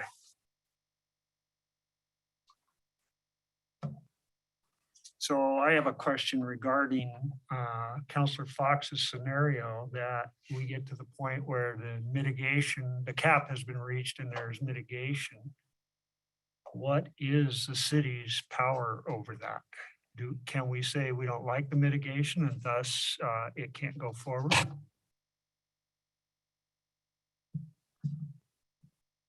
don't know who's. So gonna I answer that. do believe that amending the approval criteria, if it's written that that there's the threshold, that it has to go back and be reviewed by council, I believe. Well, to- and I understand, so yeah. we hit the 613 cap and it's 700 now, and so that requires a mitigation. So it's all designed and everything, and then we're in this conversation here 10 years from now, and the city doesn't like the mitigation. Can we say no? Or does ODOT get the say on all of that? Go ahead, Bill. Yes, there are criteria in the state statutes and administrative rules, actually in the DLCD portion of the statutes and rules that define all of this. It's in what's called the transportation planning rule. That's what requires us to do this traffic impact analysis to demonstrate that the city can accommodate the traffic within the next 20 years. So partly it's demonstrating compliance with that requirement. So if there was a development that came in, if I follow the question, that required or generated amount of traffic that exceeded the 613 trip cap, the likely mitigation that would be required would be installing the signal on the southbound intersection of Van Dyne or Pearl and I-5. So if the city disagreed with that for some reason,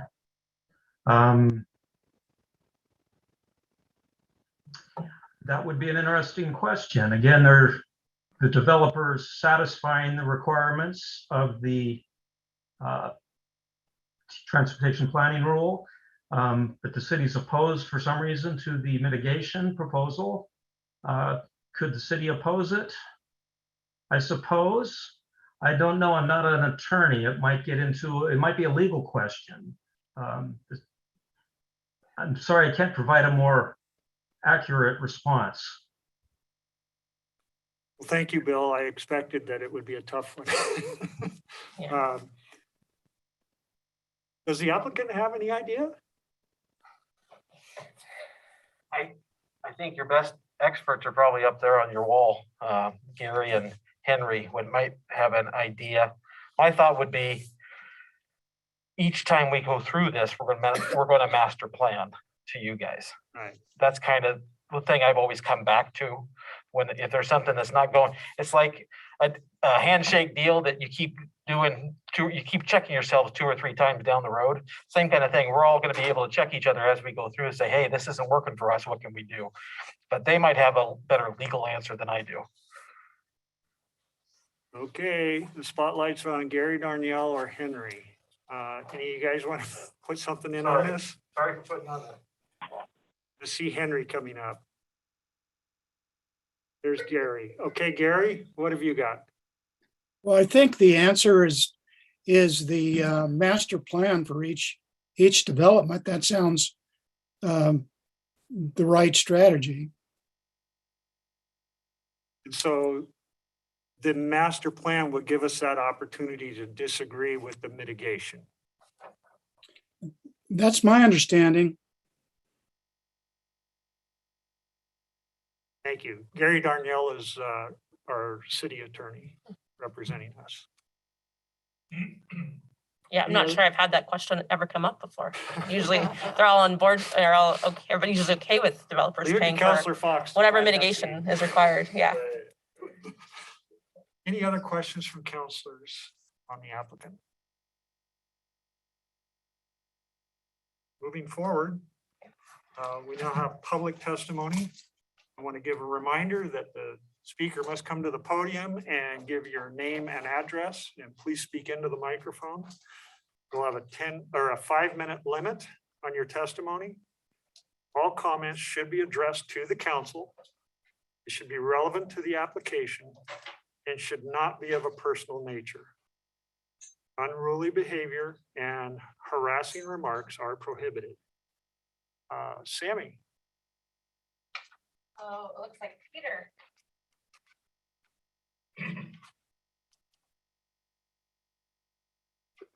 Sammy, do we have anybody that was going to do it via Zoom? I don't. Okay, thank you.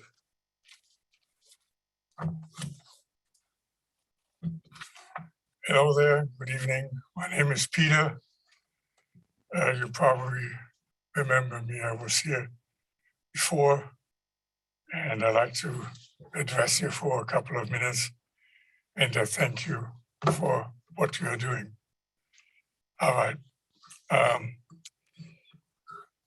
Your latest hearing notice does really not vary a lot from the old one by 99%. No answers to all speakers were given, except that the city council would like to come to a formal decision tonight to annex or rezone. I would like to have some answers tonight before you make the final decision to tell me, and I now am going into a little bit of repetition because I said it before, but I never got any answers. I want tonight, if possible, an answer of how much of our taxes were spent to bring water to the property. I also would like to know how many taxes of our money was spent to put in a tremendous drainage system for, let's say, 107 acres. And you all remember the work and how long it took. The work was done in order to help the agricultural production for the cattle. Our money. Additionally, purpose taxes for this property cannot be changed for many years. In other words, if I come to a governmental body and apply for a fund to paint my building red and the government decides to give me this grant, I cannot come after I've applied the finances and painted the building red, that I suddenly the next year paint my building green. It doesn't work that way, and you all know that. Okay. The city's officials' main drive is to collect more taxes and become, quite often due to that fact, obviously more powerful. That's a normal process. You even plan to install a curb, gutter, and sidewalk along Van Dyne Road. Instead of, giving us some kind of a protective buffer for no matter what will be done towards the area if it would be developed. And it would be nice if it would be 100-foot buffer. And it would be nice if it would be an upper residential zone with, say, a public bird area, as I stated before. There are a lot more taxes coming from those individual properties than an industrial zone. To but a most prestigious residential area with an industrial zone is dead wrong anywhere.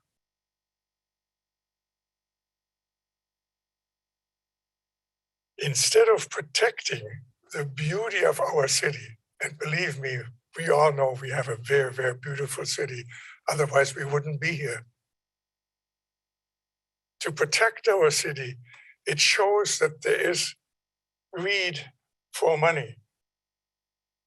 It stands out everywhere. But that does not help necessarily the development, the future development of our city and the beauty. As I said to you before, you as local officials are working hard for what you are doing, and I honestly support, and all of us support your efforts. However, there is the very old saying, which was established by one of our very first presidents, which basically says, government, you are the representatives. Government must be of, by, and for the people. Please don't ever forget it. Your hearings.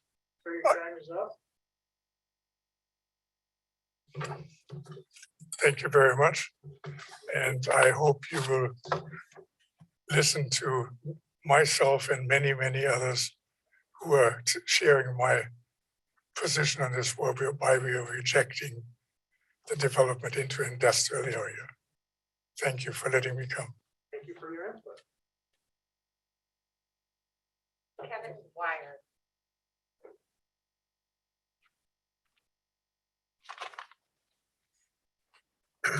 My name is Kevin Dwyer, 90541 Diamond Ridge Loop. Thank you, Mr. Mayor and councilors, for allowing us to talk today, and especially to Ann and Sammy for putting up with me bugging them on a routine basis to get information about these hearings. Andrew and I are here representing the 27 families, the Diamond Ridge Water Association of the Diamond Ridge subdivision. Obviously, we love the area that we're in, and we would love to keep it rural. That's why we oppose this annexation and zoning change. However, we do understand the realities that the state and Coburg would like to get some additional jobs into the area. What I would like to talk about is that if this is going to go forward, and we hope it doesn't, that this could be an opportune time to reevaluate exactly how you proceed with doing the zoning change and annexation. Past couple of years have shown us that the work environment is changing. There may not be a need for a lot of different localized industrial parks.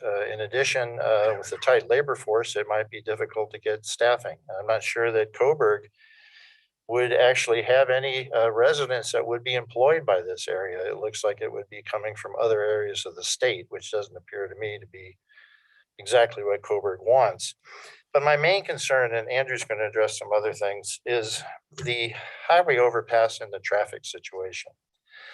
The I-5 overpass is our only way out of there in case of an emergency, or to get to any sort of food or services, doctors or hospitals. So anything that has the potential to have an impact on that interchange and the overpass is really a concern to all the neighbors on the East Van Dyne neighborhoods. So this is an opportune time for the city to reevaluate exactly how they're going to proceed and perhaps work more in lockstep with what ODOT had proposed earlier this year in building the new overpass, the 4-lane overpass directly to the north. It's been known for a long time that the turn lanes on that bridge are inadequate. The western side on-ramps and off-ramps have been replaced previously with the intent of the eastern on-ramps and off-ramps to be also replaced, but the funding dried up and consequently they have not been replaced. If you look at the rail guards on the turn from the northbound into the gas station down there, they're destroyed on a routine basis because these trucks cannot make that turn.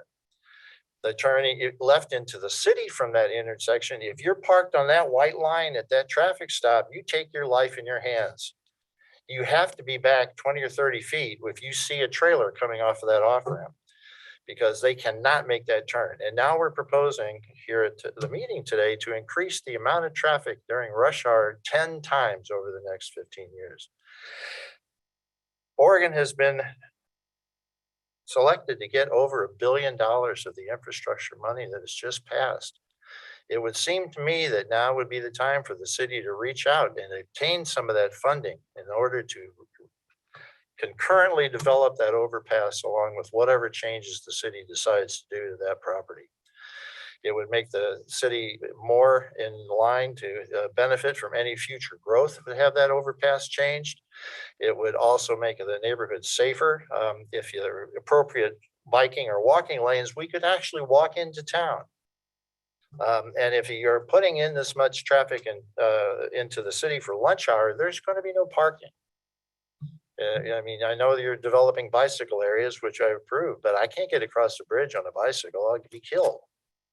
So I really, really think that you should look into whatever your decision is to whether or not it moves forward to meeting with ODOT, trying to get the funding from the government, and at least start the development process so that this goes in tandem with any growth that the city may have in the future. Thank you.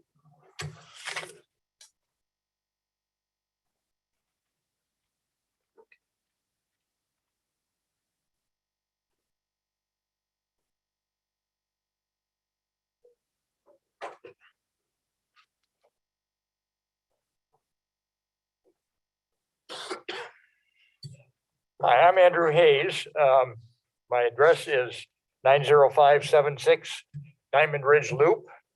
I'm a 12-year resident of initially Coburg itself and now Diamond Ridge, and a retired architect.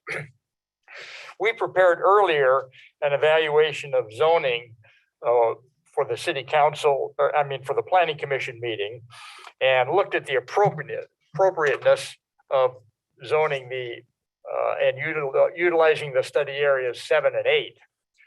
And just very briefly, that concluded that sandwiching in a light industrial zone between two residential zones was not a good land use configuration.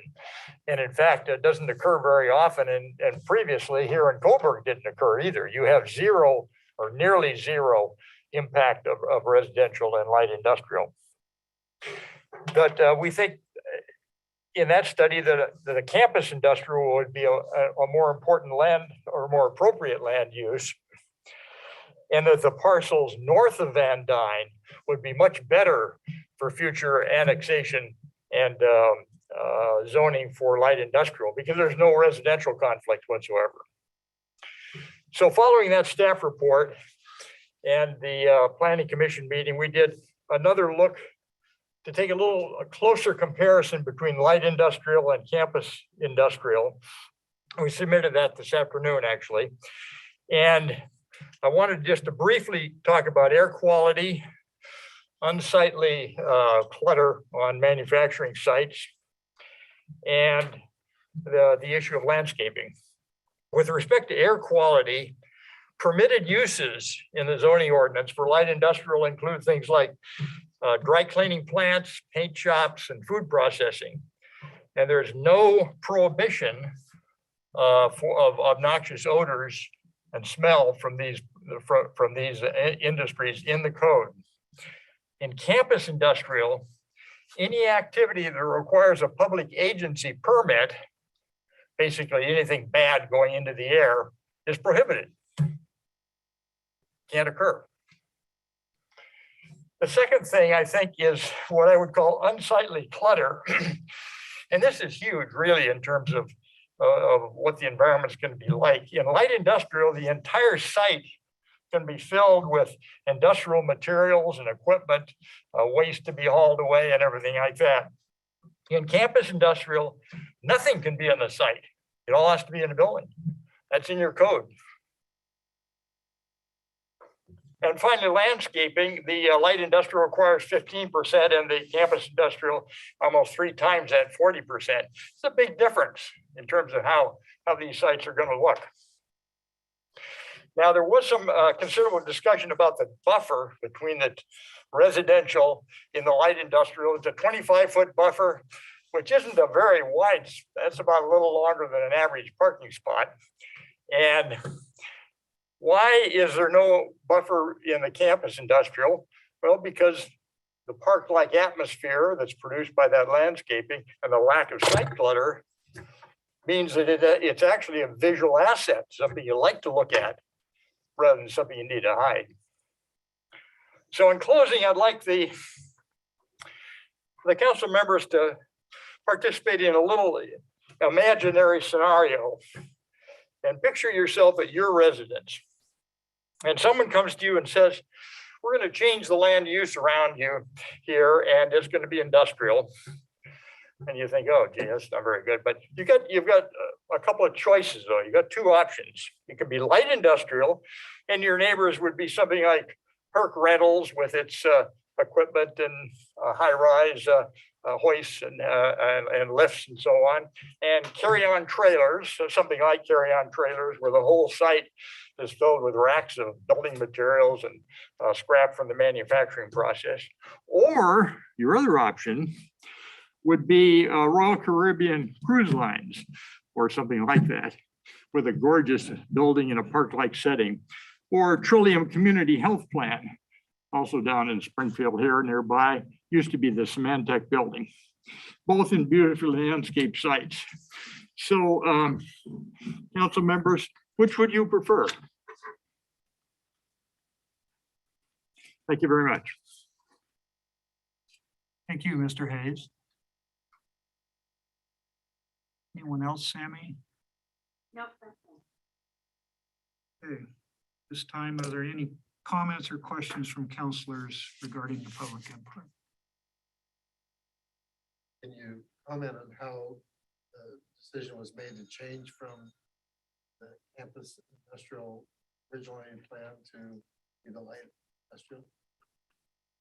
What I read in there that it was considered first to be campus industrial. I guess I'm not clear on your question. I read in here that originally it was considered to be developed as campus industrial, but then the planning commission, I believe it was, changed to be light industrial as it came to the city council for. The original discussion started over 10 years ago, and that was always there, campus industrial versus light industrial. And the planning commission took on that discussion again, and we're here again doing that. So it's always been there, but I wouldn't say that it was originally considered campus industrial. There was always the consideration of campus industrial or light industrial. And, the previous comp plan and the discussion back then was that the light industrial was preferred. And again, that was a discussion that was brought about just like we are now with multiple agencies involved in input on that, especially the state and some economic development people that were advising as to what would be best for us. Now as the counselors know, we've gone back and forth between whether our development code and our zoning answers the questions of what our residents want. And we've updated our code, I believe, 2 or 3 times since this original discussion. And we probably will continue to upgrade it. So does that answer your question? Anybody else? So I think I have a follow-up question to that. So can you clarify the timeline when planning commission did make this decision? What was the date, Sammy? Last week? Weeks? I'm sorry, I missed the question. The planning commission meeting where they made the recommendation to us on this matter. Was it November 17th?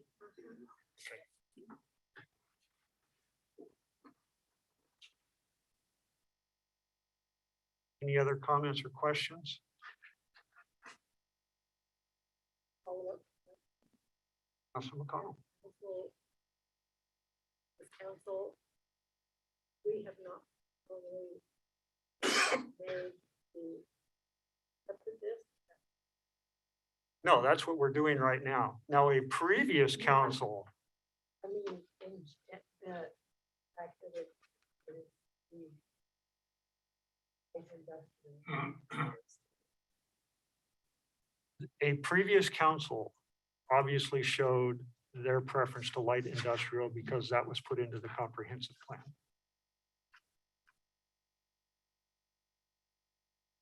Any other question, Councilor I Langley? guess looking not necessarily as a compromise or easing parties, but it seems like there's benefits of the light industrial and there's benefits of the campus industrial. I was wondering if, can we still have a light industrial model that incorporates some of the concerns that it has, such as the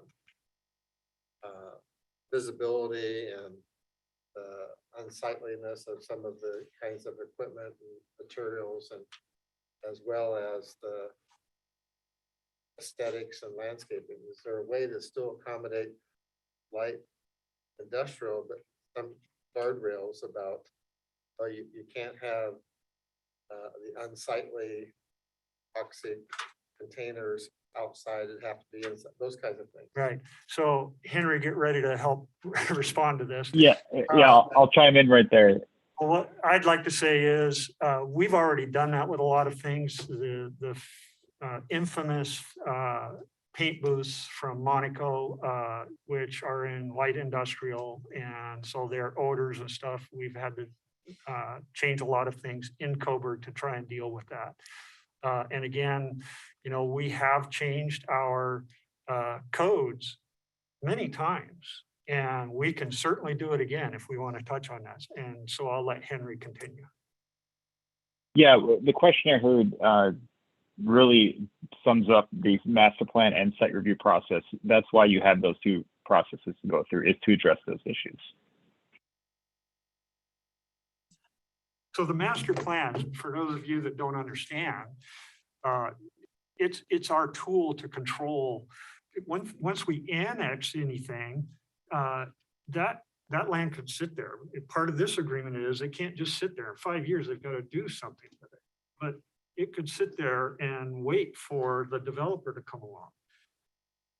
Yet when that developer comes along, they have to present a master plan to the city of Coburg that lays out, we're going to do this in light industrial, we're going to build this kind of a building, we're going to provide these things, the landscaping, and meet all of those elements of our code.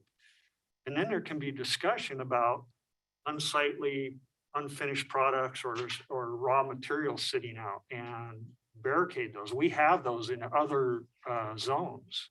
Our commercial zone does that. And air quality? Henry? Yes. Answering the air quality? The air quality, like I said before, those will be referred to DEQ and LARAPA, whatever development may come down the pipeline. And one of the things I want to emphasize here is, in my tenure here, I've worked really hard to open up discussion very early in the pencil stage instead of the jackhammer and excavator stage. And the applicant is very aware of that. And we will continue to do that. We want everybody in on the discussion so that we can sit down at that master plan and say, well, yeah, that meets the code, but it doesn't meet what Coburg wants. Now, that's not, you know, the gun to the head or anything, but it's certainly a leverage. And I see Raymond. Just to give a little bit background too, we've actually had people reach out to us who are interested in properties where we've said, you're not going to really be a good fit. You know, more medium industrial types, because nobody really knew. The kind of people we have been hearing from, is just to kind of give you an idea, solar manufacturers, server farm type, with a lot of tech, there's a lot of tech that's been interested in it. So just to kind of give you an idea, it's not always going to be, I think there's even, the chances of smokestacks are kind of pretty small at this point. Just, I think it's going to be more of that kind of more tech manufacturing, even though it's impossible to tell who's going to come knocking on your door. I would just add, so Raven referenced smokestacks. Something like that is more akin to heavy industrial. This would be light industrial. There is a difference between those two designations. And Coburg doesn't have any heavy industrial areas. Counselor Lehman and then Counselor Bell. Just to follow up on what you said, it may be impossible to tell who's coming knocking at the door, but you're the one who's going to be able to let them in or not. No, you guys will be the ones to let them in because I got to work with you on the master plan. So I bring somebody to you, you guys don't like, you say, I think we better try again. So that's how I've always looked at this process. Counselor Bell and then Counselor Alexander.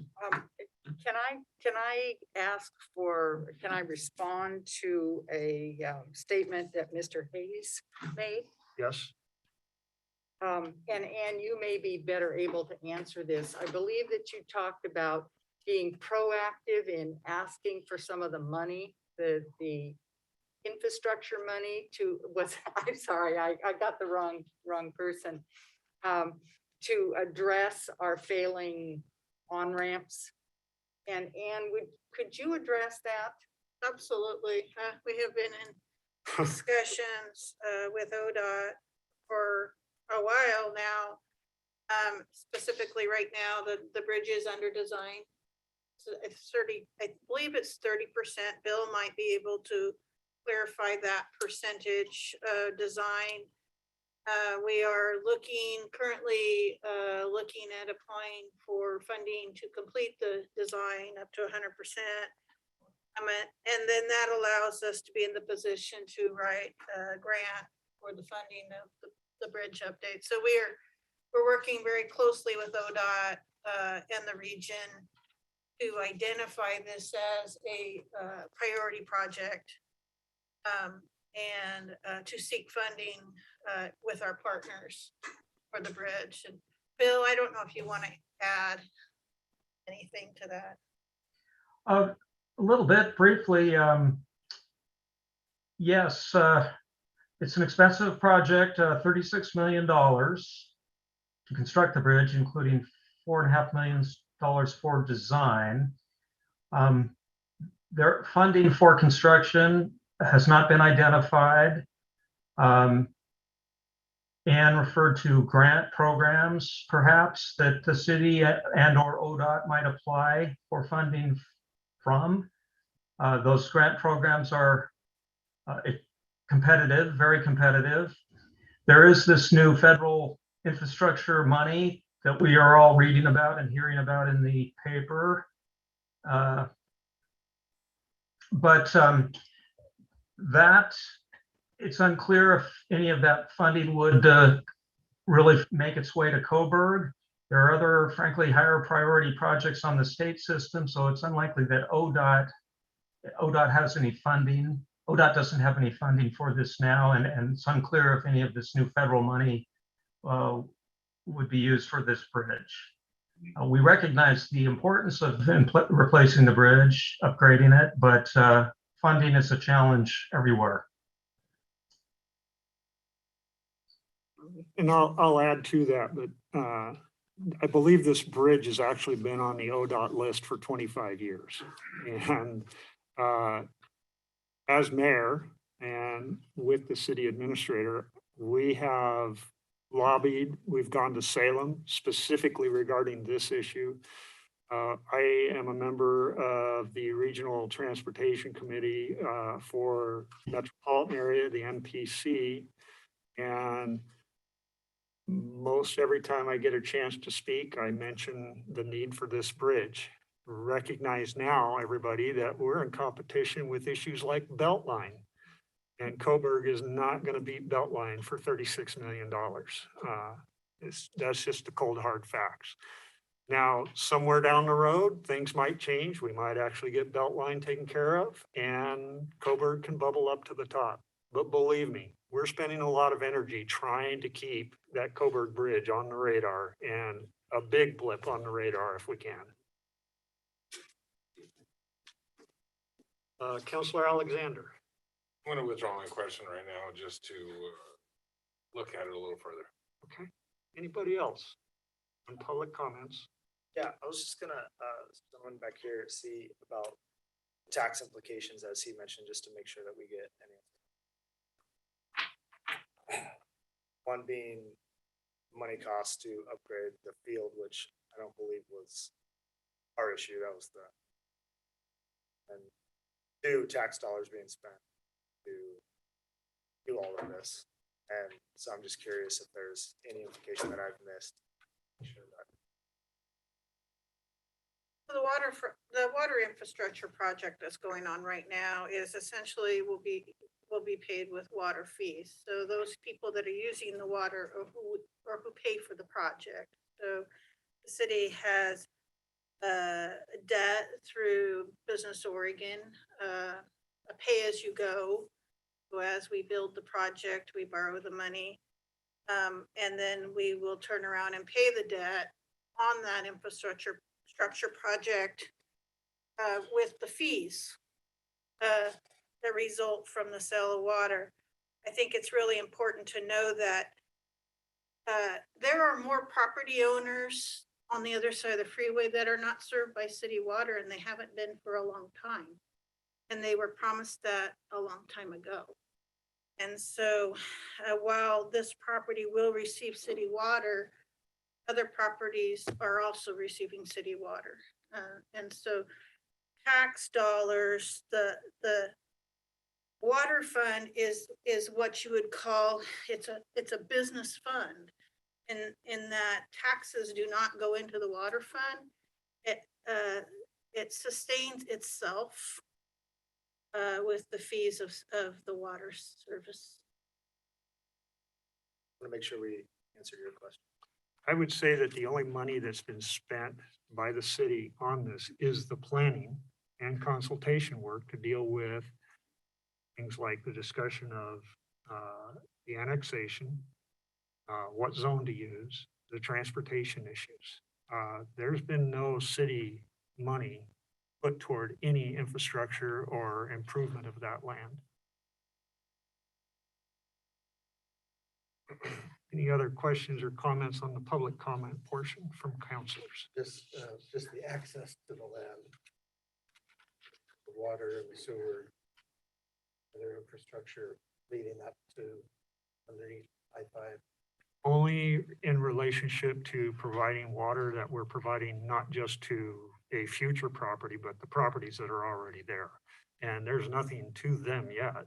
There will be easements, and well, there are easements, but there's been no city money spent to improve that property. I think it's really important to say too, that the property owner, the developer, city gets the water there, the sewer's there.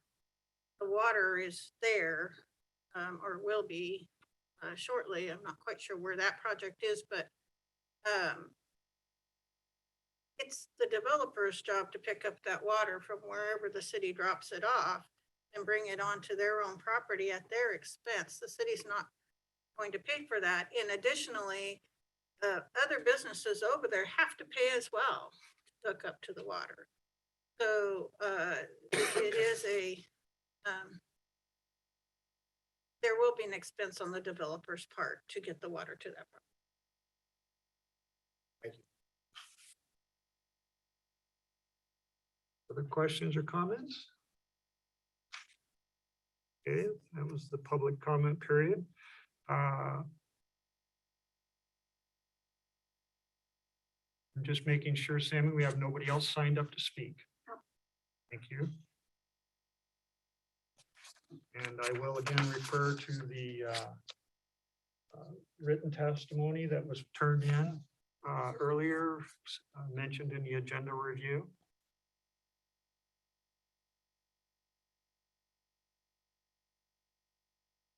Does the applicant have any rebuttals or comments at this time? Not at this time. Thank you. Any additional comments from staff? I'm looking. Mr. Mayor, I would just add, there was discussion about, fees and costs associated with planning. So the applicant, they have to submit a land use application and pay the fees for that application. I believe annexation is $10,000 and zone change is like $2,300. So that's the kind of fee that they're looking at, and they've paid that fee to cover those costs. Thank you, Henry, for that clarification. Mayor, I didn't Mhm. know if Bill had anything else there. No. Bill Johnston, do you have anything else you'd like to share with us? I don't. I think the applicant, traffic engineer Kelly Sando, represented the traffic analysis thoroughly. I provided some insight into the bridge funding reality. I could have elaborated more on Ann's comments regarding the next steps in the process short of obtaining construction funding. We have only accomplished a preliminary design. The next step would be to move into final design. Otherwise, though, nothing else to add. I think you have a thorough understanding of the traffic study, unless you have any additional questions of me. Council, any questions for Mr. Johnston or anybody else? Thank you, everybody.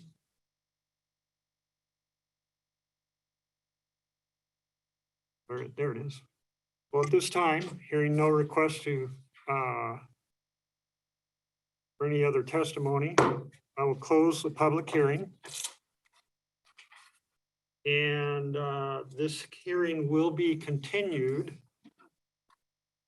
No, we're just gonna have a second reading. Not continued. We've closed this hearing. We're going to have the second reading of the ordinance A200J on January 11th, 2021. I want to thank everybody for their input. I appreciate that. As you can see, we have counselors that ask good questions and we want to know, we want to hear. So I really appreciate the input from everybody. And you raised your hand. Did you have a comment or question? No, just 2022 is your next day. Oh, yes. Yeah. January 11th, 2022. Thank you. Yes.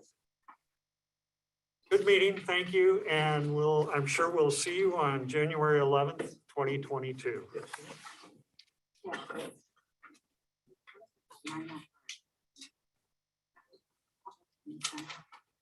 No, meeting will continue. This is the end of the 9 meeting. o'clock. You can, is everybody good for continuing? Race through this? All right. City Administrator Employment Agreement. Staff report. There she is, Ann Davies. I am here. All right. Good evening, everyone. Ann Davies. I am one of the city attorneys for the city of Coburg, and I will be presenting just a brief summary of the next item, which is a renewal of the city administrative contract. You have a draft of the contract in the packet. There's not a whole lot of changes from the last contract that the city had with Ann Heath for her city administrator services. But there are a few that have been changed. I want to point those out. On section, I don't have the page number, but it is, I can find it. Section 7. Which talks about termination and events around termination. There have been a few changes to subsection B, kind of using some different language on what was called unilateral severance. We've kind of changed that language to kind of more accurately describe what we're talking about. It's a situation where the city basically terminates the arrangement, the relationship with the city administrator. So it's the city making that choice. And they're making that choice not based on any, malfeasance or bad deeds by the city administrator. So basically termination without good cause, which they can do. It's just that there are certain consequences of doing that. And that is addressed in the next section, which is section C. Was called unilateral severance, and we're just changing it to say severance. It's basically talking about severance packages for the city administrator employee who's been terminated. And some of that language has been changed because Ann Heath has been employed in this position with the city for some time. It was considered more appropriate to provide 3 months instead of 2 months severance if she were for some reason terminated in the middle of her term. Or if if her contract was not renewed and she wanted it to be renewed at the end of the term, then that would be considered the same type of unilateral termination. So that language is all in there. You can look at that. And the other part of the agreement that has been changed is the base salary. The proposal is to increase the base salary to 113,000 from it was 95,976 and change for the previous contract. And that's all I have to report. I'm happy to answer any questions or turn it over for discussion. Mayor, I just want to mention that that is actually not my current salary. That contract was a base, and then there were COLAs and the 2% that other. So my salary is about 105 at this point, so it's not coming from that point. From the 96 or whatever was mentioned. Oh, so 113, not the base salary? Oh, I'm The just saying previous. that the previous salary that you mentioned is not the salary that I'm actually paid at this. Oh. Did I take that from a previous contract? Yeah. Any questions or comments? Hearing none, I would entertain a motion.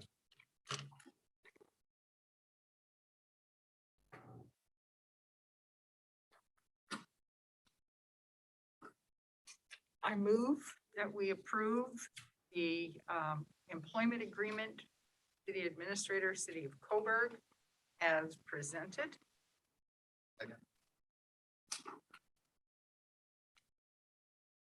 We have a motion by Councillor Bell and a second by Councillor Blaine to accept the employment agreement for city administrator, city of Coburg, as presented. All those in favor, please say aye by raising your hand and saying aye. Aye. Any opposed? Any abstentions? Thank you, councilors. It passes unanimously.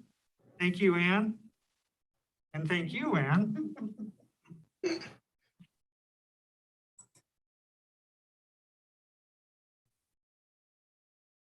Planning Commissioner appointment, Megan. Good evening, counselors. Thank you. Before you now is an appointment for Planning Commission for Mr. Alan Wells.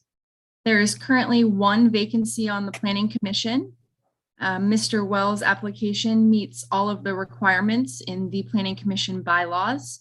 And at their October 20th meeting, Planning Commission unanimously recommended Alan Wells' appointment. If appointed, the term will expire in October of 2023 and will come back to City Council for reappointment. If you have any questions, please let me know. Great. I see no questions. I'll entertain a motion. I'll move that we appoint Alan Wells as new planning commissioner.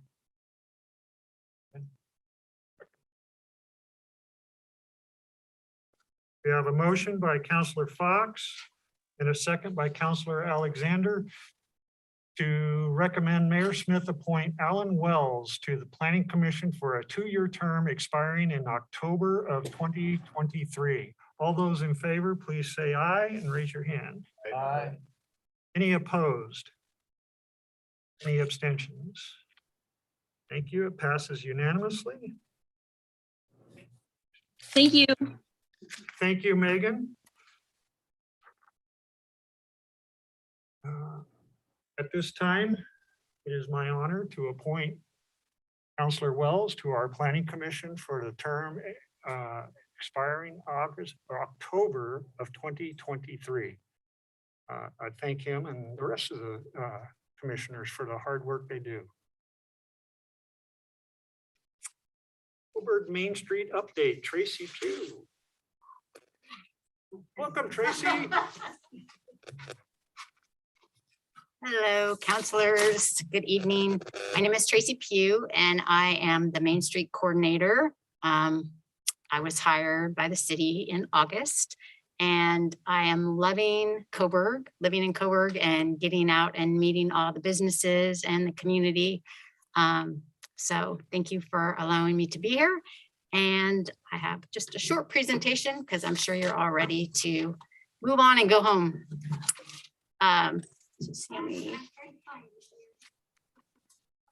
So basically, I just wanted to give you an update of what's been going on with Main Street since I've started. We currently are working with the mural committee is working with the Grange and the Coburg Community Charter School. We did an art project with each grade, and each student in each grade submitted artwork. And Sammy, if you go to the second page, you'll see a few samples of some of the artwork. And then we're going to take 9 of those pieces of art and we're going to put them up on the Grange. We've been working with Joe at the Grange, and there's a couple samples on the bottom of some of the different grades and different artwork. And the artwork is beautiful. The goal of the project was to have the kids think about what old Coburg looked like. And we gave them a list of different things that we wanted them to include in the drawings. So we have a school, you can go back to page 2, or, oh, it went on the slideshow. Tractors and trains and animals. And we came up with some great art. So we're excited. Terry Coley from our mural committee is meeting with Joe Moreno tomorrow. And so he will approve the different drawings that we've picked out, the committee's picked out. And then we are hoping that they will be placed on the Grange in January. So we're super excited about that. The mural committee also placed the 2 snowmen that are at the north and south ends of town because we wanted to have some kind of welcoming and for the holidays. So hopefully you've driven either north or south and seen the snowmen. They're replaced the scarecrows that were there during the Halloween time. The mayor and I met with the chamber, the community foundation, and the Grange to talk about Main Street becoming a nonprofit. And everybody was on board and is excited for Main Street to kind of be the umbrella for these different organizations and work with everyone on events and different happenings in Coburg. I met last week with the Heritage Committee, and we talked about doing an art wine walk in May they are going to have a call for artists to come together and create historic garden art. And then we'll have those on display in different businesses downtown and do a walkabout and then do an award presentation around Mother's Day in May. So we're excited about that. So page 2, please. I've attended several grant writing seminars, so we can look. So once Main Street is a nonprofit, we can look at some grant writing and bringing in some money to work on all the different projects that we would like to do. And at the bottom again, you'll see different art. There's a picture of the snowman that we created, and Patty is on the mural committee and helped with that. And then lastly, we've been working a lot on Christmas in Coburg. So the block party, the holiday market, the light parade, getting that all going, and hopefully we will see you out there at one of the events this weekend. Okay, we can move on to the next.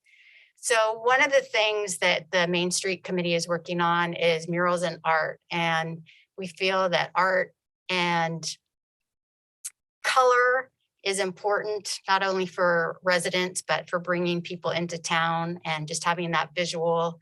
And in one of the conferences I attended, the Main Street Conference, the blue bear was a topic of one of the sessions I went to, and it was cost versus value. And even though it cost a lot to create a big bear like that, just the value that it brings to that community for people to come and see that, and just for the residents too. It's just a cool piece of art that is exciting to people and makes a difference in that community. And then on the far right, there's a chicken that's in the middle of Main Street in one of the towns. So just bringing different things that are going to bring people to our community and are going to make our community enjoy being downtown and going to events and seeing the color and what's out there. The mural committee is really excited about looking at other opportunities for bringing murals and art into town. Okay, next slide. The other thing we really want to bring back, we had baskets, flower baskets this year. We would like to get hanging baskets to have on the light poles all along the main downtown area.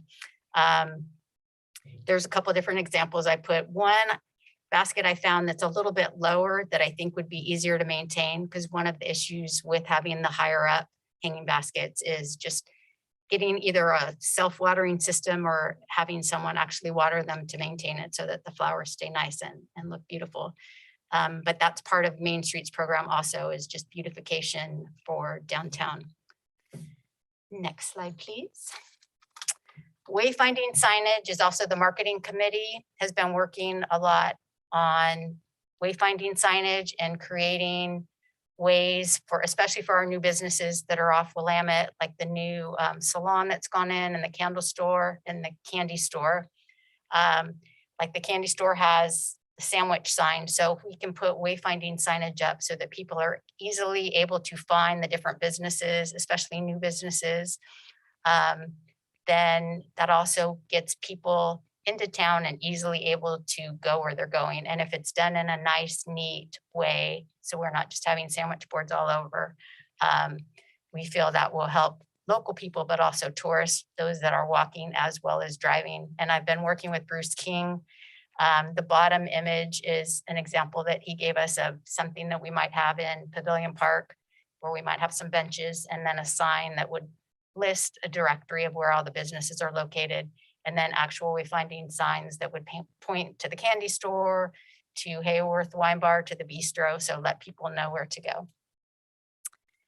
And then another goal that the marketing committee has is to create a downtown map and directory. So having like an online directory so people can go online and say, oh, these are the different restaurants in Coburg. These are different stores like Farm Fancy or Design Works that we can go to buy gifts. And then having an actual map that can be listed on the wayfinding signs, but also be in the different businesses, like a trifold kind of brochure that people can open up. And this is something that Terry Dawson at Coburg Pizza created years ago, that we're hoping that we might be able to take that and enhance it and add the new businesses. We can also list historic homes, and down the line, we could also use it as an advertising piece where different businesses in town could pay to advertise in it. And then that would help, you know, fund creating a new brochure. And I feel that people coming into town, a lot of times, actually today, I stopped by the hair salon to just, I've been checking in on the new businesses, and one of the gals in there, she's like, where in town when I'm done here can I go to buy some gifts for the holidays? I need to buy a couple gifts for a party. And so we were like, go to Design Works or go to Farm Fancy. But a lot of times people don't, I mean, you drive by the stores, but you don't know what they have or what is there. So getting that information out to people locally, but also that are passing through. Next slide, please.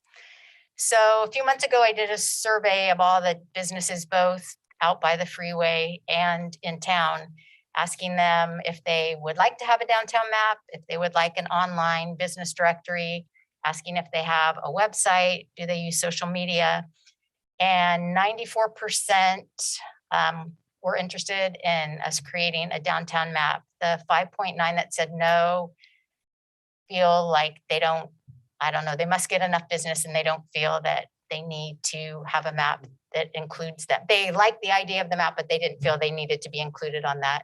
Like a landslide victory. Yeah. For an online business directory, 94.4% said yes. And I feel I moved to Coburg almost 2 years ago. And when I came here trying to find places, like there was not one consistent place that you can go to and find out all the different businesses in Coburg. The chamber has some, The foundation lists some things. The Grange doesn't have a website where you can go and look for things. The city has some. So the goal of Main Street is to put one website together that lists all the different businesses, and we can have access and links to their websites where someone could kind of a one-stop shop where someone can go and they don't have to be a chamber member or part of the Grange. It can be for all the businesses in Coburg. And then what I thought was interesting is that a lot of downtown businesses and even out towards the freeway don't have websites. I mean, 66% is a high percentage, but there's still 33% of businesses that don't have websites, such as Farm Fancy. So they do a big flower business, but you can't go there and order something online, or you can't go to a website and find out the hours that they're open. So having a Main Street website where people can go and see the businesses and find out hours and more information, I think is very important. And then social media, of course, 82% do use social media, but there is still a small percentage that do not. So again, having one place where people can go to get information is very helpful, and to list events and different things going on in the community. Next slide, please. And in summary, I think these projects and what Main Street is working on is very important for the economic development of Coburg.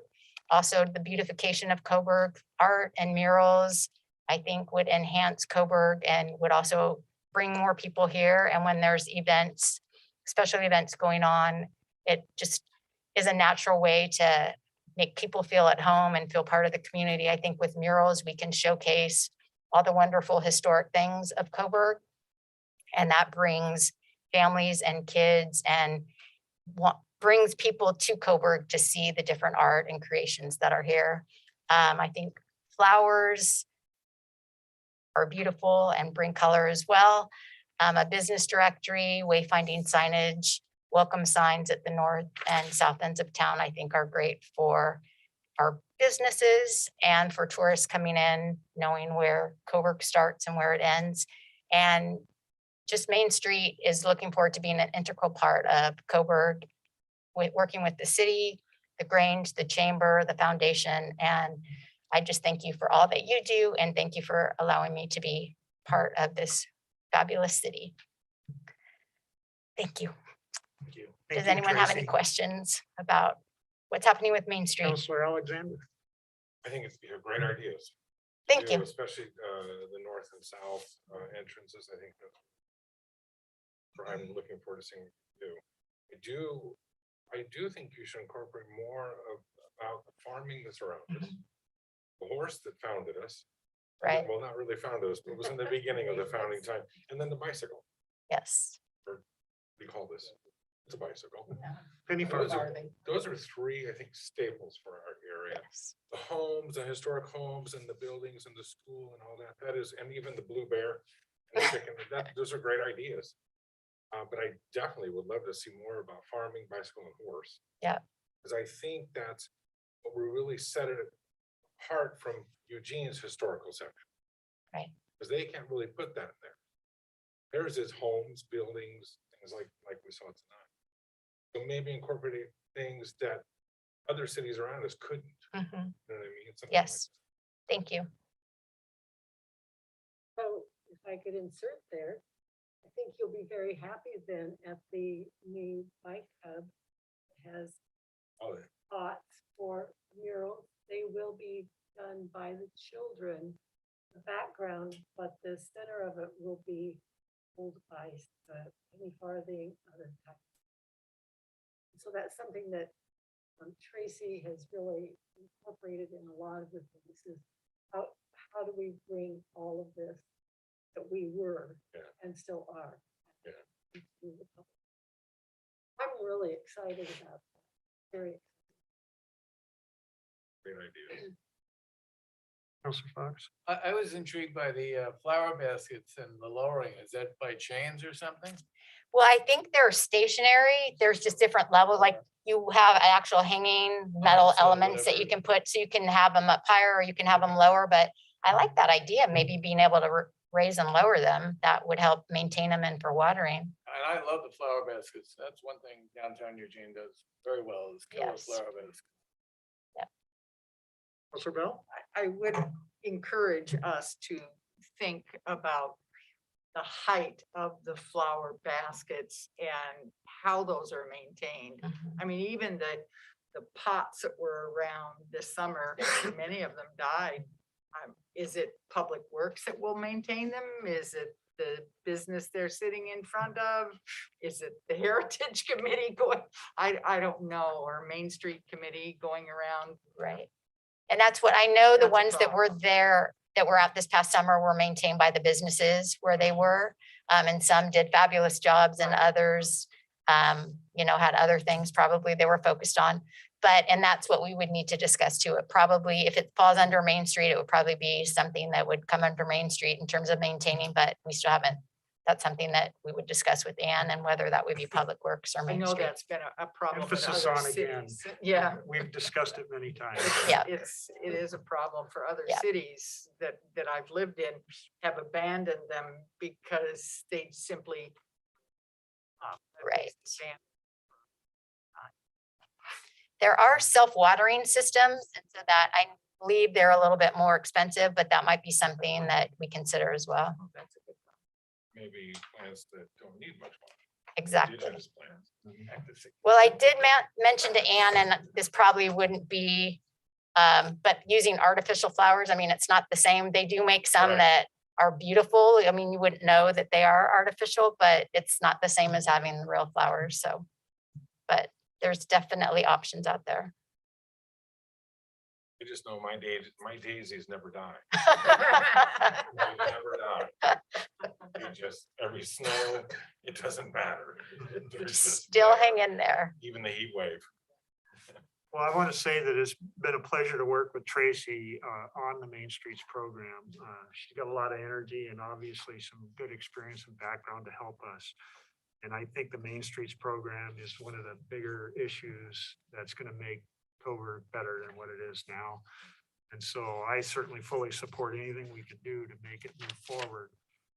Because I believe that once Main Street's running, it's going to help the city staff a lot because it's going to take on a lot of the things that the city is doing now. And that's one of the main elements that I look forward to with Main Streets moving forward. Does Main Street, we as the city provide funding allocated to Main Street? How does that? The city is funding it right now, but our goal is down the road to bring outside funding in to support Main Street. I suspect that the city would always support it financially to some degree. But the hope would be that it would be minimal and not growing all the time.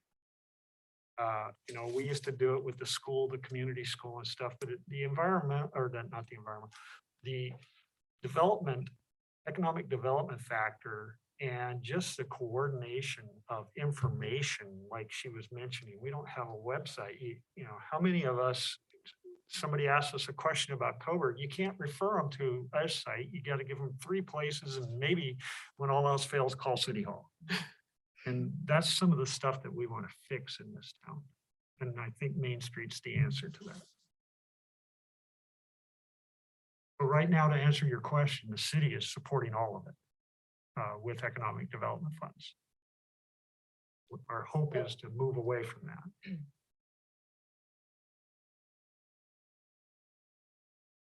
Okay, it is after 9:30, so I'm supposed to ask the council if everybody's okay with moving forward. Moving forward. American Recovery Funds update.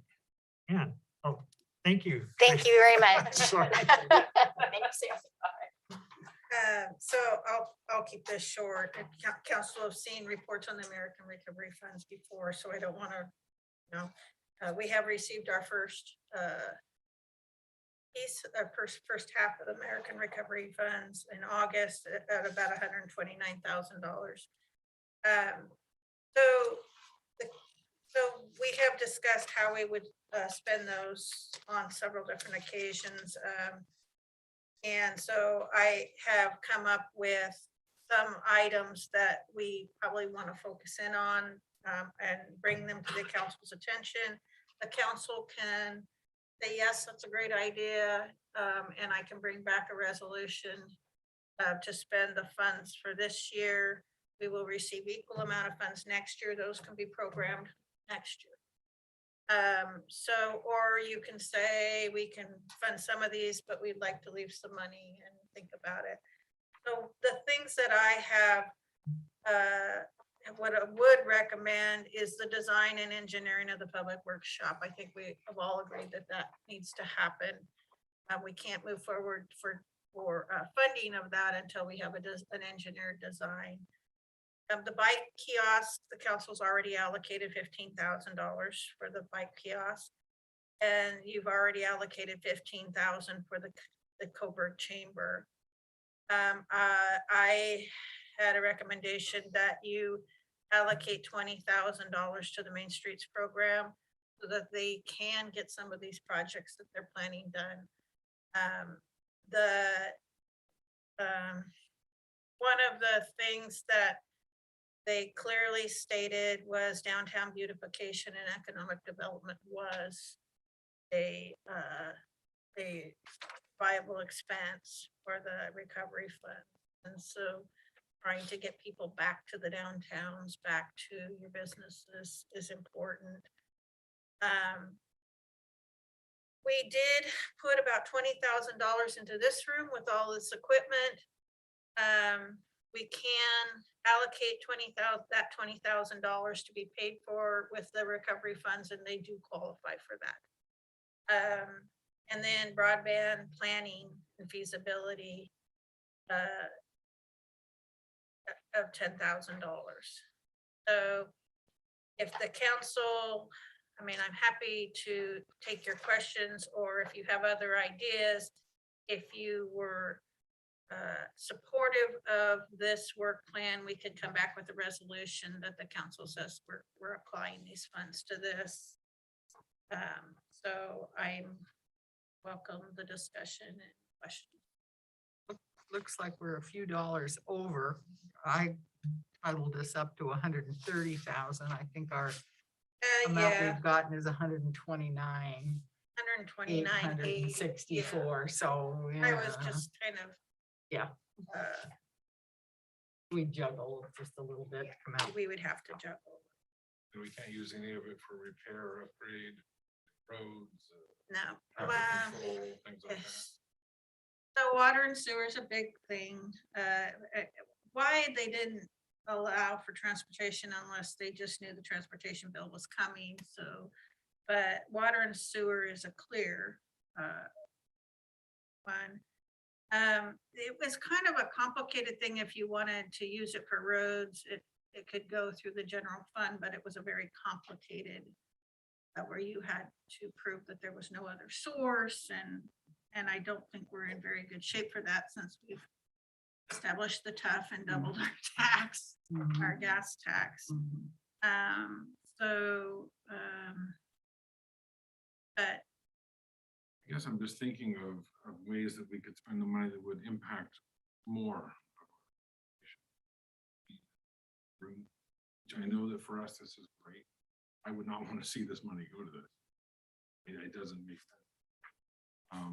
Some of the things you're talking about, I would like to be able to have this money, since it's federal American money, used for majority of our population somehow will impact the majority, not just people coming in, tourists that live here, because this money is coming to Coburg. So that's kind of where, that's the only thing that I'm thinking. Some of your ideas are, that's my input. Councilor McConnell? Right. We might need to do analysis questions. And I would actually like to see more funds go to ministry things that can really help all community come together and just make us a more vibrant community. I know working on the murals committee, we found out that one mural cost $30,000. That's why we're not doing a big mural. But some of this there's some real wonderful ideas out there. You said Main Street? The Main Street, yeah, Main Street. I agree. I think Main Street is encompasses community. I mean, and it also attracts people from the outside, but those of us who live here every day and work here every day, you see this every day. So this is Coburg, this Main Street. And I don't mean to sound like a downer, but doesn't feel like Main Street. It feels like a highway that everyone just uses. It is. And that's what it is. So to create something that was Coburg would be really nice. And I think that's part of what I'm talking about. I believe that when I look at all of these, they do affect everybody. The broadband, I think the data issue is just going to continue to get more and more important to the new families and old families alike. The COVID and Zoom meetings and everything else has proven that. And we have some areas in Coburg that the residents can't really get what they want because our infrastructure isn't up to date or available. And I think that down the road, the new data systems are going to need new infrastructure, not just a wire hanging on a phone pole, underground. We need to look at those things. And I think, so that part of it to me is justified. The bike kiosk, obviously, we've already done that. We've turned our studio, our council chamber into a studio that allows more people to see what we're doing here. And I think that's been great. I've heard feedback about people really watching this and learning a lot. So that's great to me. Being a part of Main Streets, I'd love to have more money into Main Streets. I think the groups that are working there have many great ideas. I know they have many great ideas. This all came out of our visioning process and it's still moving forward. And the biggest issue is there's no money. We've got all these ideas, but there's no money.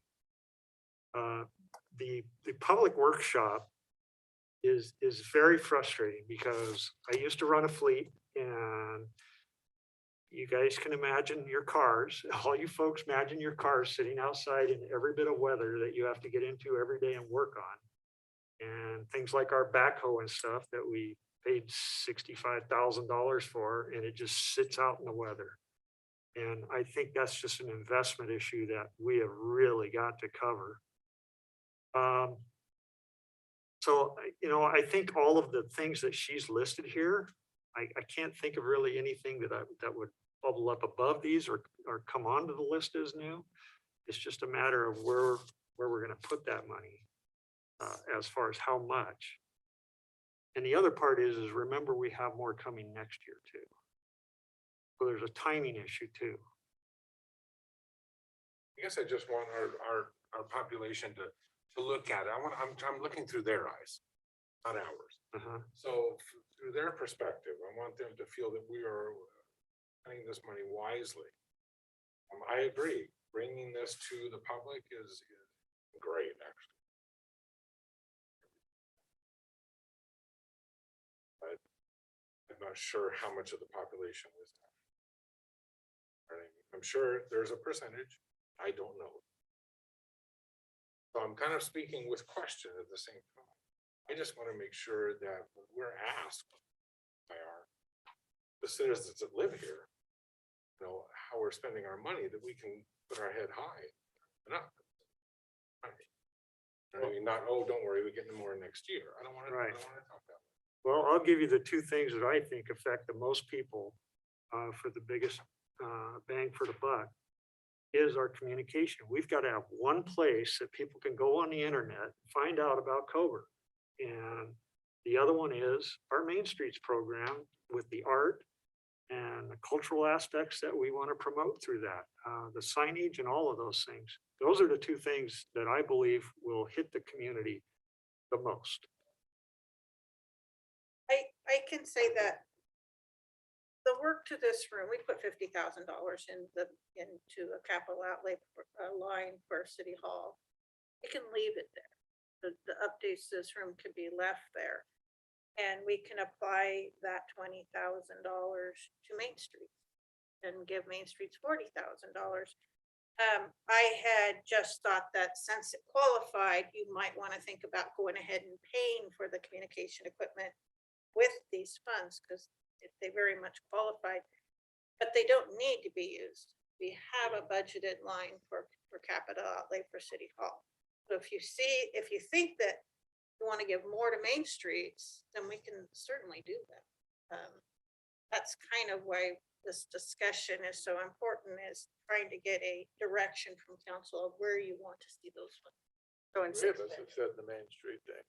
so instead of that 20,000 going into reimburse, reallocate for here, we'd shift that to Main Street or web development or web development is what you were talking about. Any one of these things Yeah. that we want to do, this is the ARPA list that Ann came up with the discussion and research. And I think it's a great list. Like I said, I couldn't think of anything to put onto this list except changing the money around. So definitely, we could, like she said, it's already, what we did here was already budgeted for this council chamber. Yeah. We could take that money and instead of offsetting it, we can put it back into Main Street. Which sparked my question, because it seemed redundant, but I understand what you're saying. It makes sense. It seemed redundant since it's already in our budget. I would like to reach further with what we're being given. You know what I mean? That's what I'm thinking. I like your idea, too. But I think giving more towards Main Street, that makes more sense. It does. I see where it could really spark the enthusiasm for the committees and it's really. And we already gave input. I mean, you sent out a survey and we ranked and did, so we had already given you input on Right. this. I do remember that. Yes, you have, and we started out with like 10 areas and then it was narrowed and then it was Yes. narrowed and then it was narrowed and now I think we're down to 5 areas. But they really encourage that every town is different and every town has different priorities, so that you really need to use them in the best interest of your town. Done a great job and this whole period of time, allocating, reallocating, dividing, and multiplying, doing what you do, so. But we've come a long way, obviously, and I think, to me, again, I think Main Street's one of the biggest things that's going to affect the future of this community. We have like 7 working groups that really came from the visioning process, and they're still working and they've done some great things. The branding is one of the things, the penny farthing branding logo. And it's just going to keep going. The murals are moving forward. With no money so far. And we're looking at the city hall facade. We're looking at other facades also and just updating and updating. And the thing is once this gets going, it's not just the ARPA funds or the city funds. There's grants and stuff out there that are going to start feeding this too. And so we've got somebody that's going to help us coordinate that and move that forward. These are all things that are just really starting to solidify here. And I think we've got a huge opportunity. So the direction that, what we're doing is we're giving direction to Ann to allocate this. How do you want it allocated? What do you need from us tonight, Ann? Hey, just give me direction so I can come back with the resolution. So if you want to shift the money for that I listed for this room to Main Streets, we can definitely do that. The public workshop, that design work needs to happen. And it is fundable through this because it will house our SCADA system for the water and sewer. So that's an incredibly important system to our infrastructure, our water infrastructure. And Can I ask a question? Other than shifting the money from this room to Main Street, is there any other changes we want to make? That's easy. Thank you. Anything else, council, on the ARPA funds? Moving forward. Finance report, Tim. Oh, do you remember first grade when you brought your blanket pillow? I was thinking, it was so nice. Sorry about that. You're lucky. We used to have meetings that run till midnight.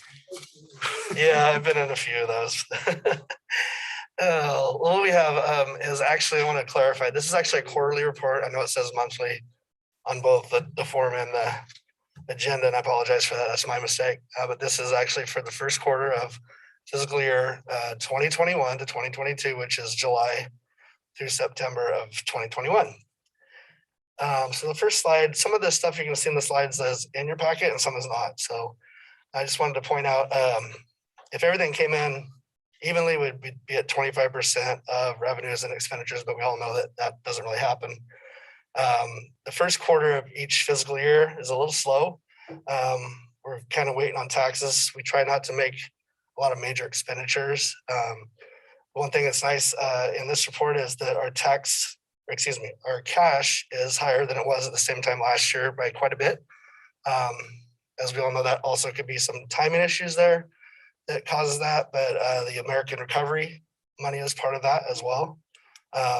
And we did have revenues come in better last year than we expected. So there's lots of factors there. So if you go to slide number 2, please.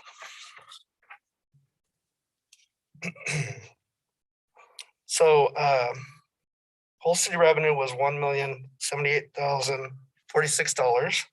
That was 11% of budgeted. It is $187,000, approximately $187,000 higher than it was at this time last year. We have not yet received any tough revenue. That will start kicking in next quarter. I think we implemented that in October, if I'm not mistaken. We do have approximately $80,000 out for reimbursement for the water project that has been submitted but not yet collected in revenues. Sammy, if you could go to the next slide, please. And then I have this slide. The next slide is just a comparison of where we were at last year and the funds that we have and where we're at this year to show you the comparison. I thought you might like to see that. We're higher in every category: general fund, the street fund, the water fund, and the sewer fund. So that's good. Good to hear. Always good to be higher and not lower. Next slide, please, Sammy. So expenses are a little higher. They're 13% of budget at 1.3 million approximately. They're up 36,000 from this time last year to now. And again, I have another slide that shows the comparison to last year. So you go forward one, Sammy. I'm going really fast. I apologize. If somebody has a question, please stop me and I'll answer it. So as with revenues, we have higher expenditures than we did at this time last year, but they're expected. And our, excuse me, sorry, 1 second. I've been dealing with a really bad cough, pardon me.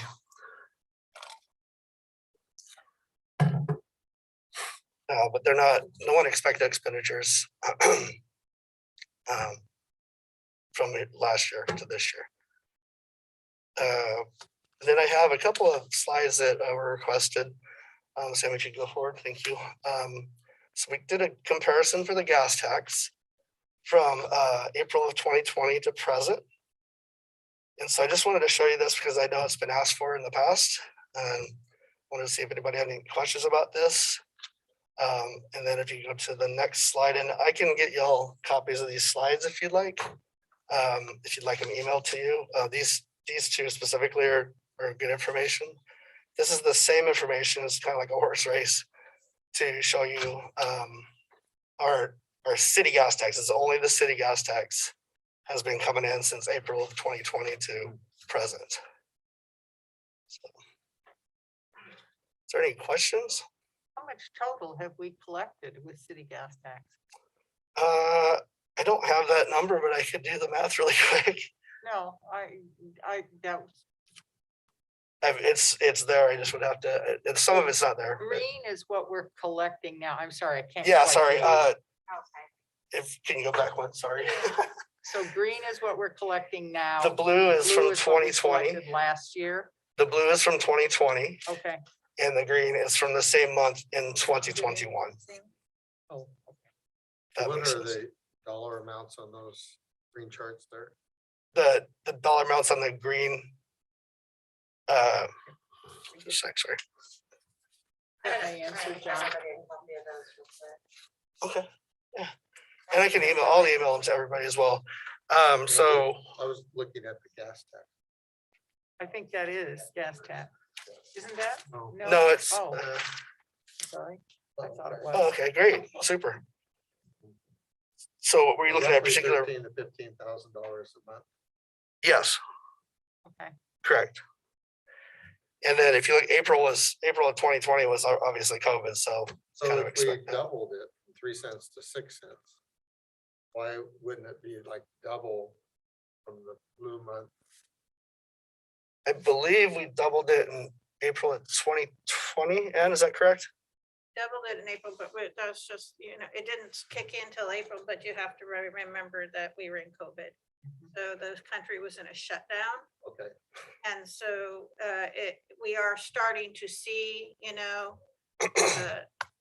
quite a bit of a increase. I've talked to Jim out at the truck stop too, and they're seeing an increase in travel and people buying gas. Gas prices will also affect that. But yeah, I mean, unfortunately, we implemented right at COVID, right in the middle of COVID. So when the country's in a shutdown, the gas wasn't being sold.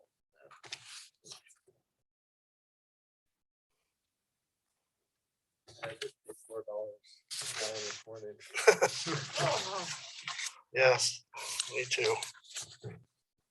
I have one question. I appreciate the comparisons of the revenues from year to year and the expenses. It would be nice to see a bar of expenses versus revenues next to each other. From prior year to, Or this year. oh, okay, Are we spending more than we're getting, or are we? okay, sure. Yeah, no problem. I actually would love input like that from anybody. If you have a request, I would love to try to provide it for you.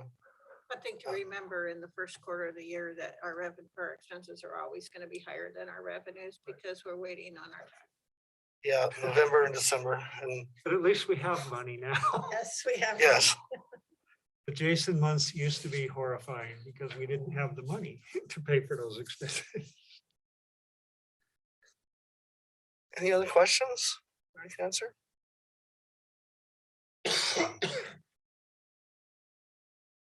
Thank you, Tim. Sure.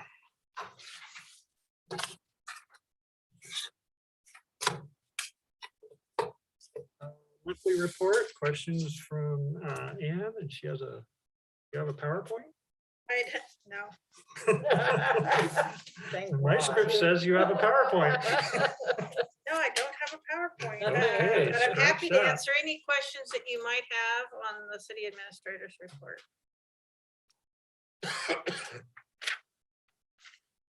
I'm so excited to see the sidewalk going in on the outside of Hatfield Estates. Yeah, it's been Awesome. it's been subject to a couple different delays for different reasons, but I think it is going to happen. They're digging now. Yeah. Kind of interesting to have a multi-agency transportation meeting and mention that, boy, we've been waiting a long time for permits and all of a sudden the permits showed up. Oh, that's what happened. I don't know if this falls in line where it is, but whatever happened with the alley? Wanted to buy that. I can see that he finished that up to Sammy's. So that is supposed to still be open, or is that now closed? So that will be a decision the council makes, and he's aware that he put that up and he may just have to tear it down. Okay, yeah, 'cause that backyard is pretty developed. Yeah, so we're in the middle of a alley analysis that's taking place right now. And that is actually one of the alleys that will probably be deemed, it's not useful. It could be either vacated or we can keep it and ask the property owners to sign an agreement that says, we will allow you to keep everything in the alley, but you agree that if we need it removed, then you're gonna remove it. And when we get the analysis done, then there will be a lot of discussion to be able to decide how we want to go. So did I hear my ears correctly that the developer built the fence covering the entrance to the alley, even though he knew that that was an issue here with the city? He did put the fence up at the backside of the property, He put the fence on his property line, on his property. Okay. line. but the easement goes 5 feet into his property. And so the fence is basically in the middle of the easement, and he's aware of it. And multiple times he's been told that we need to make that determination once the LA report is done. Would almost go against it just on the basis of. Vigilance. On that without permission. But let's get more information because there's a whole bunch of them. I'm I also, think that's a struggle is that if we would, although we would like to deal with one particular instance, there are instances all over town that we have to collectively deal with in a very thoughtful. Yes. what's all the building going at the end of the street? No, what that lot is on Coleman. The amount of trucks that go down that street. That's is the just- new Building the development. roads. So that's the road. That's the between Coleman. subdivision, yeah. Who would we talk to regarding those truckers? Run that stop sign all day long. They've almost hit me twice. You call me. Chief. And there are I know four- a guy with a uniform. I've taken note of 4 different companies that have trucks going down there. And I've counted in one day, 38 trucks, I can send, I can. tiny little street. We just met with all of them last week to discuss concerns of the neighborhood. So I can forward those concerns to them. I just wanted to raise it. You know what I mean, Yeah. I mean, it's just crazy. And I understand they're in a hurry or whatever, but. I have found them to be very respectful as I'm walking around there. They're always stopping, but that's closer in maybe to the development. So Most of them. So my backyard overlooks that stop sign. on, Ah. Street, I think, was that Mill? That is Mill. 10% of the time they stop. But when I'm And I walking. can tell I you do. exactly who stops. It's Wildish who stops. Ah. Nobody else stops. The wildest contract. They're a little more. Those are subs. Okay. I can deal with that. Other questions or comments for Ann on the administrative report? Any council comments in general? It's exciting to see all of the changes and the thought and I can't even say it. All of the thought that goes into making decisions. I certainly appreciate that. A question, are we any closer to coming up with a solution for taking over what street? That's going to be a long discussion. Yeah. Our transportation, We've got to do something about this. The town then, I know that through COVID, we weren't particularly giving them some grace, but it has gotten really out of hand. If we're looking at a couple more years before we can say this is our street, we desperately need, Brian was in the crosswalk in the street, 2 cars speed by. And I worry about the kids going to school and busing.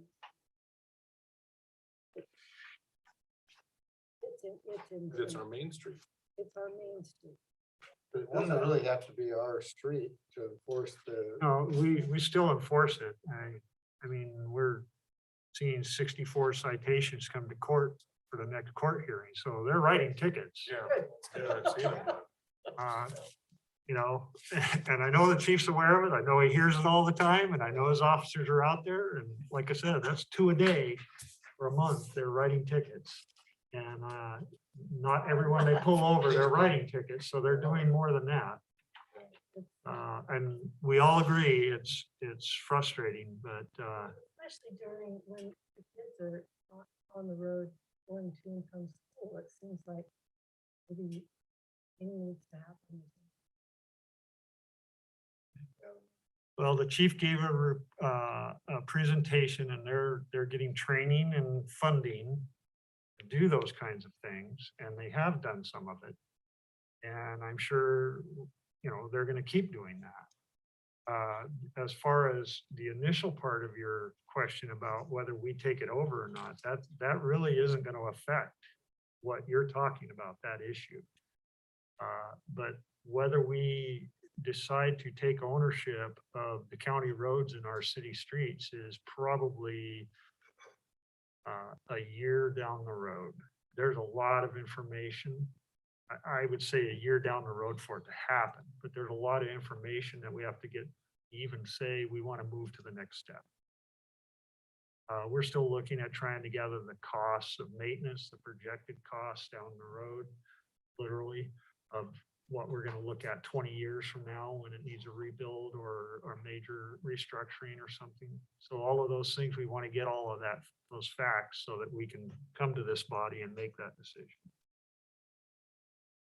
We have a good transportation group, and we've got some good information that staff is working on to try and get some of those answers. Other questions or comments from council? I do want to say that hearing from the committees, I just am impressed by our citizens that step forward and the knowledge and the commitment that they have to their different issues and truly being subject matter experts. In every committee, I'm just amazed at the people that are there and their skills and talents. It's such a huge resource to us because we created those committees to be a resource to us as a council. And they are that. They are fulfilling that need, and it's amazing. Okay, reminder of the second reading of the annex in January. And then you have the list of the Planning Commission and Parks and all the meetings coming up. The save the date, City Council retreat, Saturday, February 5th. And we'll get more information to you as that comes along. Anything else, Don't Ann? forget Christmas in Coburg. Christmas in Block Coburg this party weekend. Saturday from 4 to 8. The parade on Sunday night. Santa on Saturday morning. Santa on Saturday morning. Up Coburg on Sunday. Yeah. All right. Thank you. We will close this hearing